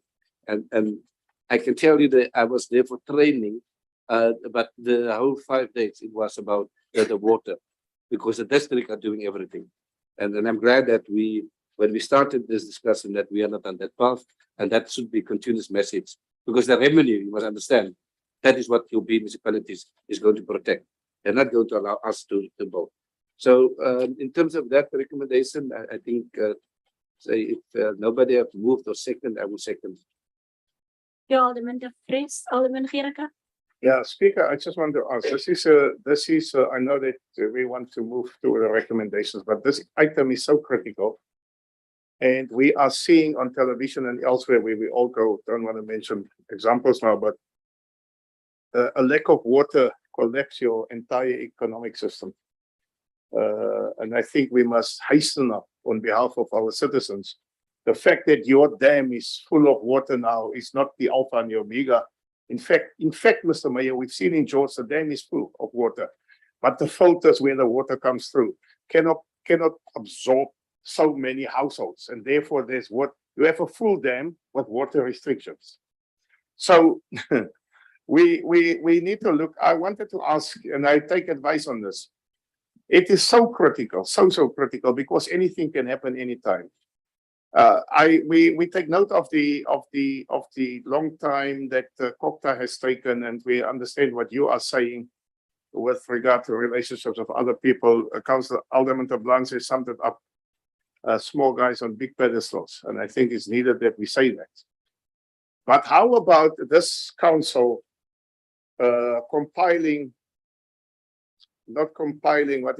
establishing sort of in inverted commas, a task team because of the importance of this item. I understand that you are coming up with a Section 78 requesting that, but we need to expedite the process, because we're not talking George here alone. We're talking the entire region. We have also taken note of the challenges of what's happening in Canaland at the time with their dam and so on and so on. If we establish a task team to engage on different levels, i.e. your COGTAs and i.e. your whatever platforms, so that we come back with an informed, comprehensive report as to where we stand, instead of just leaving our officials alone for them to go and fight it out there, or to leave our the executive alone to fight it out. A task team. I think it's needed. The situation requires now that there's urgent intervention. This is actually the point that I'm trying to make, Mr. Mayor. So I would love to hear your stance on this. Thank you. Thank you, Alderman. Do you have a stance on that, on the task team, Mayor? I just need more clarity in terms of the task team. The task team in terms of why are the bees not on board, or a task team to look in terms of what would this entail, because Alderman De Vries also alluded to issues that we've raised in the past of water boards and the challenges that we are currently facing with water boards across the country. Thank you. Yeah, may I, Speaker? Here's the thing, Mr. Mayor. If we face challenges on a national level, for instance, then this task team must engage on a national level. because there may be a reluctance or an unwillingness or what have you from a national level to grant this type of authority or license, then this task team must be able to go there, present, persuade, and what have you. If once you have passed the national level, I mean, you can do all your engineering and your mechanics down here on a provincial or regional level. It's not gonna. But I think the people on pedestals, as Alderman de Bruin said, I think these people need more education, more information about the objective of this. And I think this is what's lacking, because people are scared, people hold onto power, and people think they will be discredited because they will be branded as not performing and what have you. And I think that engagement must take place, whether it's taking 4 months, 5 months, 6 months, 12 months. But we need to conclude. We cannot do politicking on such an important commodity or service, Madam Speaker. So therefore, I'm just asking you, and then if you agree, then we can propose. Thank you, Alderman. Imam? Thank you, Speaker. Just to make for the council easier, the rules allow for the establishment of an ad hoc committee or a task team, as the councillor calls it, to deal with a specific matter under certain terms of reference. So if council really feels that we want to establish a committee, I think for us as administration, it will come as a boost, because sometimes we face officials that don't really have the understanding broader that at the political level should have been clarified, so that we don't really hit this next. So if council feels that you want a committee to focus only on this, I think you're not doing, it's only just an addition to the capacity that is required. Thank you, Madam Chair. Yes, Imam Maya? The MMF covered me because I was going to refer. I'm aware that the MM has got a project team. So I was going to ask the MM on whether his project team would see this as an extension of their power or their arm. But what we can then say then to council is that through you, Madam Speaker, can the MM and his team then look at the terms of reference of such an ad hoc committee to be set up, and then we bring it to council, and then because there needs to be representatives, you know, in that task team, and then at the WHOOP level, then those decisions can then be made. Thank you. Yes, in short. Just hold, please. Mr. Mayor, do we, I don't want to push you in a corner, but I think the importance of this, do we in principle agree? Yes, the MM will have work to do, but do we agree in principle that we may establish a task team? Maya? Yes, I do. Yes, and it was seconded by Alderman de Vries. But before that, Alderman de Vries? No. I was to say just to add the recommendation of the council. That's it. Proceed, Alderman. No, I propose, then does it become then 5.3? And that recommendation will be that task team be established. Mr. MM, help me here, please. Be established to engage on different platforms with regard to Speaker, I mean MM. I think that is well covered, Speaker. We understand exactly what council is saying. We'll do our side. Thank you. Thank you. So we go with the recommendation as amended by Alderman Gericke and duly seconded by Alderman de Vries. Councillors, can we go with that? Thank you. H 10, 11. H11, report regarding the concession policy. Policy is there on page 2143. And the recommendation says that council takes note of the content of the report. Questions, councillors, on the concession policy? Councillor Wachbaard? Thank you, Speaker. And there's also a second recommendation on that policy. The policy was, thank you, Speaker. The policy was workshop in June this year. And it landed up in our portfolio committee meeting where the committee members have a discussion about the concession for previous disadvantaged people which had been taken out of the policy. That is the reason why the policy has been workshop again and land up in the council, on the council agenda again, in that concession is being brought back into the policy. So yeah, I just want to bring that under councillors' attention. Thank you. Thank you, Councillor. We will just go to the policy. Speaker, I will be with you now, Councillor. yeah, but Rihanna. I can't let this moment pass by. Highlighted ones, Rihanna. I'll allow you now, Alderman.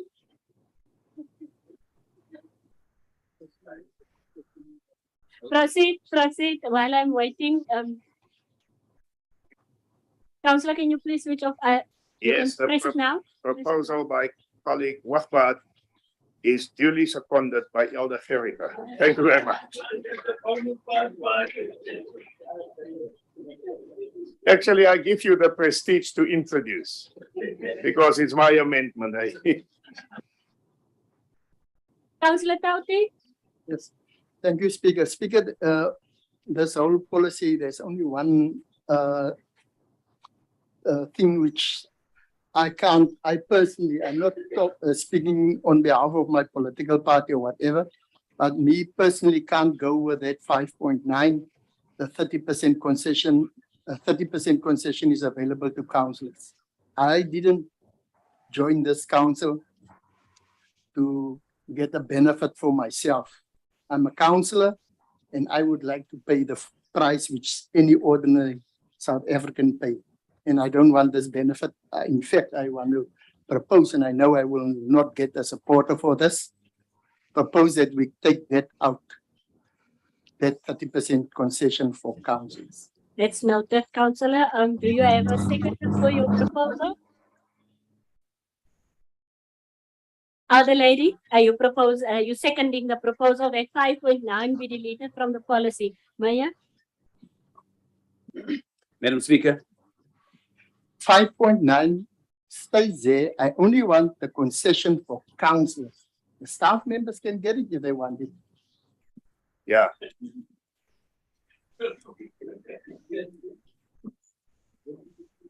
You may proceed. Thank you, Madam Speaker.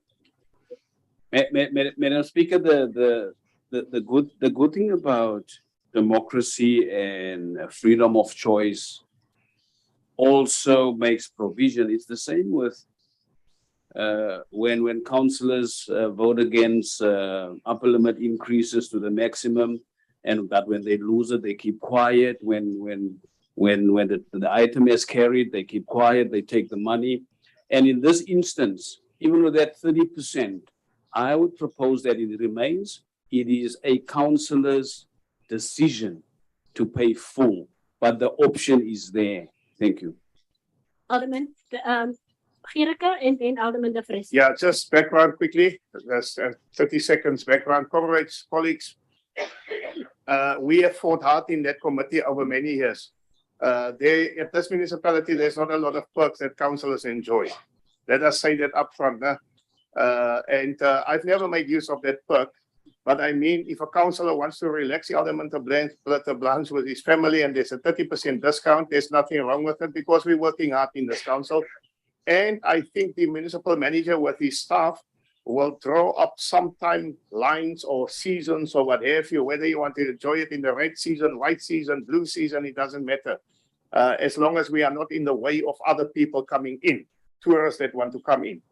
Because in the in season, obviously we will not make use of that service because it will be fully booked. And therefore grant us the opportunity om ons skoene so 'n bietjie uit te skop ouens, dat ons ook van die resorts gebruik maak asseblief. Dit was 'n groot feit, glo my. It was a big fight with the DA from my total because they had the same stance as Councillor Tauti. So we persuaded them in the committee and finally they bought into this. Lambergian didn't want it, but now we have it. Thank you, Alderman. Alderman De Vries, you're going to. I think that I will take this thing about as individual in terms of what I will do, but as I don't want to talk on behalf of my caucus, but I think that Councillor Tauti, perhaps when we look at this thing again, must look at it. You know, that side of the house that make a lot of noise. Some of you, okay, not you, but the people in your parties. The other day, when it talks about the privileges and condition of services of the members of parliament, and about all this concessions and all the additional things. And how can they do it? It's shameful. And then we sit and we say that no, it's not the same. So I think at times, and I understand where the councillor is coming from. And I think in future, when our committees look at this thing, that they must look at it. I never take what you call it a stand when it comes to, as you're saying, the upper limit. I was always very clear in terms of that I support my increase, but I think that this is additional things that we will have to look at. But yeah, I just want to make that statement that we must sometimes, arguments in our debates, we must be consistent and not change when it comes to us. But I also the staff must continue to have the benefits. They work a lot and we put them on a lot of stress at times and we push them. So yeah, thank you. Thank you. So we've Maybe an additional recommendation to this, that no media statements be issued on this item. Thank you very much. councillors, we've got a recommendation from Councillor Tauti that in 5.9, the study concession for councillors be deleted, and it was seconded by Councillor De Vries. Councillor Lechaba. There was a proposal by the side of the house, as the mayor normally said, that we go with a policy. Councillor Hoogbaar, do you have a second, Councillor Hoogbaar? Thank you, Councillor Malloy. All those in favor of Alderman Gericke? Het hy gesecond? Oh, my apologies, Councillor Yeah, Gericke. Malloy, check you. Alderman Gericke het gesecond. All those in favor of the proposal of Councillor Hoogbaar? That the 30% stays there.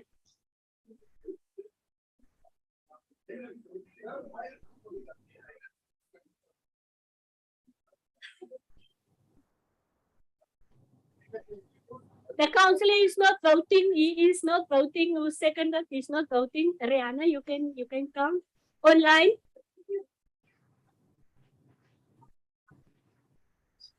Can those three? Thank you. Just order, please.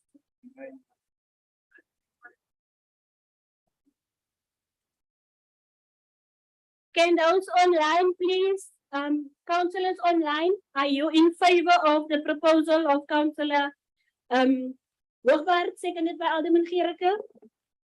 In favor, Speaker. Thank you, Councillor Reiters. In favor, Speaker. Thank you, Councillor van Noordwijk. In favor, Speaker. Thank you, Councillor Akker. Croye in favor. Thank you, Councillor.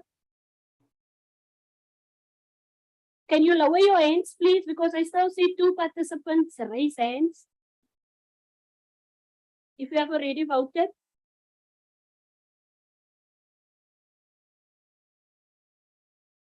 Thank you. All those in favor of Councillor Tauti, seconded by Speaker. Speaker. Yes, Yes. And can I request 2 minutes for custody? but we are in the voting process. We have dealt with the item, Councillor. Yes, yes. I Can we know. first deal with this with the voting? Thank you. Then you can have your caucus. But you are allowed to do. Yeah, but we are in a voting process, Councillor, not during voting. You are allowed, but not during voting.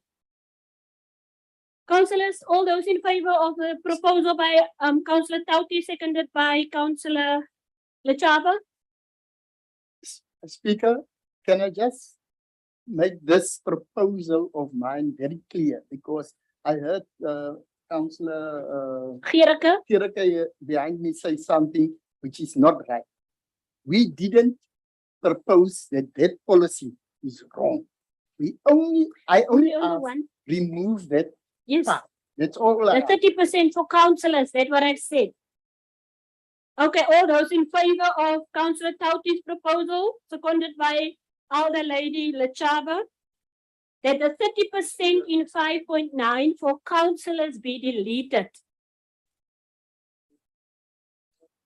Speaker, can I just find out? Councillors, can I just be clear? Can I just find out, please? I think I listened when you were speaking. You said it's something that is personal to him and it's out of the caucus position.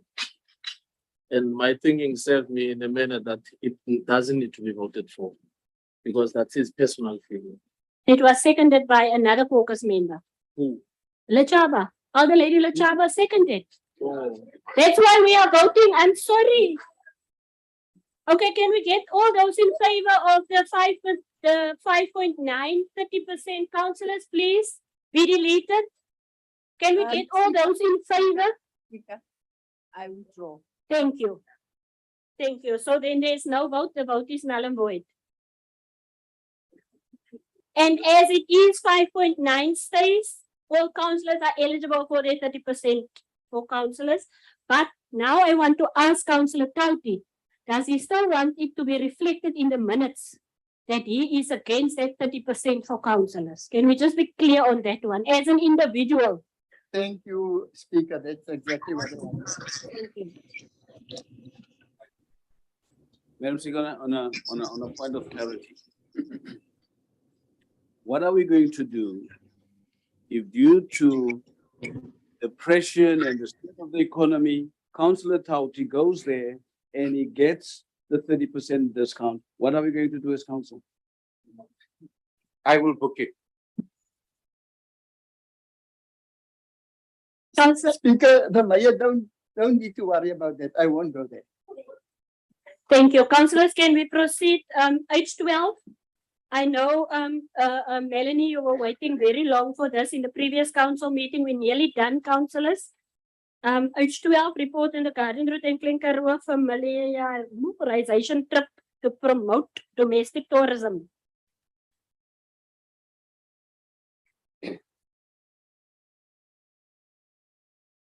H12.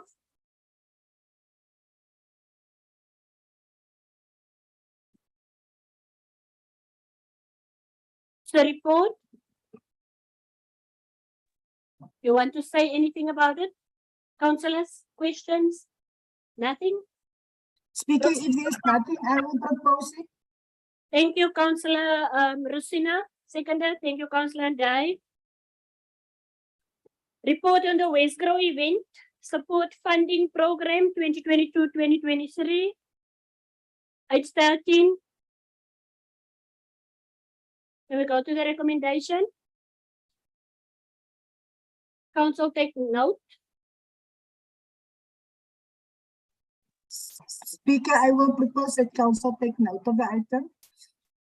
Thank you, Councillor Rosina. Speaker, Yes, Alderman. sorry, just a question on that one before you conclude the voting process. Did Westgrow now finally decide to come over the mountains, Salaris Pass into our areas? Is this what we say? They were almost all the time just in Cape Town and they're in the Stellenbosch area. Did they establish some project here around us, Madam Speaker? Who can answer us on that one? Amen. Can I? Speaker, will I request Ms. Wilson to please respond? Ms. Wilson. Thank you, Chairperson. Speaker, this is not the, you will remember last year we didn't bring the information to council. I think it stopped at our portfolio committee previously, but we decided to bring the information to council. But this is not the first time that Westgrow is supporting events in our area. This year it's to the amount of 500,000, which I think it's good. It's not a lot of money, but we didn't have money for events to support our events in the region, which brings feed to our region. And it does make an economic impact into the region. So it's not a lot of money, but I think many of the events organizers are very grateful for this money. Thank you. Did I hear you correctly, Melanie? It's 500,000. Oh. Yes, in total, Speaker, there is a list of events that will benefit from this. And there's SLAs that will be signed between Westgrow and that specific events. And these events must take place by April 2023. Thank you, Speaker. Alderman Gericke. Yeah, can I just say, coming from Melanie, Mrs. Wilson, I will accept. If it came from Mr. Menzi now, I would have put up a fight. Thank you. Thank you, Alderman Gericke. Councillors, we're nearly done. We've got the two. Can we go with that proposed? Can Councillor Gericke clarify, please? No, we won't go into detail, councillors. It was proposed by Councillor Rasina. Can we get a seconder? Thank you, Alderman and Elder Lady and Dai. Councillors, we've got two supplementary agendas. Ek was baie toegeeflik vandag because we must do this. Councillors, the one is the recess item. Have you received all the documentation being distributed? Speaker, I'm not sure I'm an active, but I would like to be recused. Wil jy nie stem vir ons geld of iets of you may Is anybody going to vote against it? you may, councillor, you may be excused. Councillors, the first one is just the normal closure of offices and council recess, mayor and mayor. Thank you. The first one is the closure of offices and the council recess. The recommendation I will read that council condones the non-adherence of the rules of order. 5.2 that approval be granted for council to go on recess from the 15th of December 2022 until 13 January 2023. That the roads department be closed from 15 December 2022 at 12 o'clock and 11 January 2023, opening on Thursday the 12th of January 2023 at 7:30. Which is 16.35 days annual leave. 5.4 that the rest of the GRDM departments, excluding emergency staff, will be closed from the 15th of December at 12 until the 30th of December 2022, opening on Tuesday the 3rd of January 2023 at 7:30, which is 9.18 days annual leave. That employees and supervisors ensure the submission of their annual leave for the season period before 7 December 2022, excluding emergency staff. That the 15th of December 2022 will be the salary payment date. And then I just want to ask, there must be an amendment to 5.6, there must be a 5.7. I will hand over to Advocate Kaya. Thank you, Speaker. The proposal on 5 is the addition of another recommendation, 5.7, which will deal with the delegations. The proposal is that council delegate authority to the executive mayor and the MM over that period, but they also will not have the authority to deal with matters that are listed in section 160 of the Constitution. Thank you, Speaker. Amen. Just another correction, Speaker, on 5.3. The roads department actually opens on the Wednesday, the 11th of January, which is 15.35 days, not 16.35 days annually. Any questions on that, councillors? Was there amendment? Yes. I was looking at the one that talks about, that's about money. The close of council in recess, the resolution, I heard, and please, Advocate, you were referring to that the powers be delegated to the executive mayor and the MM accept those as per the Constitution. That was the omission. It's an amended 5.7. That was read out by the advocate. It's not there. It's supposed to be 5.7. May I add to that, with permission of council, also excluding all statutory powers that are given to council. For instance, one of them that we normally sometimes don't forget is the appointment of a MM. or the firing up a so we can't give that. So, where the legislation, we normally have one December, where the legislation have assigned that exclusively to council. And we talk to everything they say council must, that normally can't be delegated. Thank you. Thank you. Can we go with that, councillors? Can I get a proposal and a seconder as amended? Hello? Thank you, Councillor Kuniswar. Thank you. It was seconded by Alderman De Vries. Councillors, the second one, I will ask the administration to just take us through this one. We have received upper limit notice and amendment to the upper limits. Imam, Thank you, Speaker. This we received on Friday. because I want to give the right date. We received it today. We accessed it last week, but we formally received it today. But I've already asked the CFO to prepare a report for council to consider. With your indulgence, Speaker, I will request that you allow him to present the report. Thank you. You may proceed, Minister of Finance. Thank you, Speaker, and good day to all councillors. Council, as the MM has said, there was an amendment issued to the upper limits of councillors. There's only 3 amendments proposed. You will find the first one that was handed out to you. It's a 3-pager with a gazette. So the first one was that the table, or shall I say, you'll remember that in June 2022, you actually approved the new upper limits. So this is 3 amendments to those upper limits. The one is a table that was on item 5 of the June upper limits. It has no effect on us to approve this amendment. The amendment talks to a certain amount payable at the municipality that is graded 1. And there is no such municipality that is in the garden. It's not applicable to us. Then the second and the third amendment in the amendment notice covers the amounts payable for cell phone allowances. So what actually happened, you will remember that the June month regulation, or the June notice, was applicable since July 2021. So there was a calculation backdated. And up until that notice, the April 2020 notice was applicable. So then COGTA erroneously removed certain stipulations on cell phone allowances and backdated it to July 2021. So these amendments just puts it back in the manner that it was there.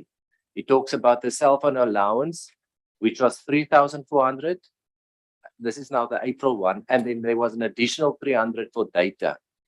Then in June, they put all of that together under 3,400, which means we would have had to backdate a repayment since July 2021. So COGTA corrected that to say, no, you still get 3,400 for cell phones and you get 300 for data. So these 2 amendments, as well as the 50% that was in item 6. So that was not in the June notice, which again had implications because it had to be applied retrospectively. So this just puts it back in the manner that it was there in April 2020. So approving this really just puts us back where we should have been had COGTA not made these errors in the June issuing of the notice. Questions, councillors? Maya, there's another mic. Maya? Madam Speaker, in plain and simple terms, are we getting money or not? No. No, Maya, it's just a correction of the notice. Jy gaan niks extra mali kry nie, nothing. Councillors, if there are no other questions or burning issues, then the meeting is adjourned. Thank you very much. Lunch is served. As jy iets vergeet? Yes, sorry, my apologies. Ooh, dis so hastig. We're going with the recommendations. 1, 2, 3, and 4. As proposed, Madam Speaker. Thank you. It's proposed by Councillor Kritzinger and seconded by Alderman De Vries. Thank you.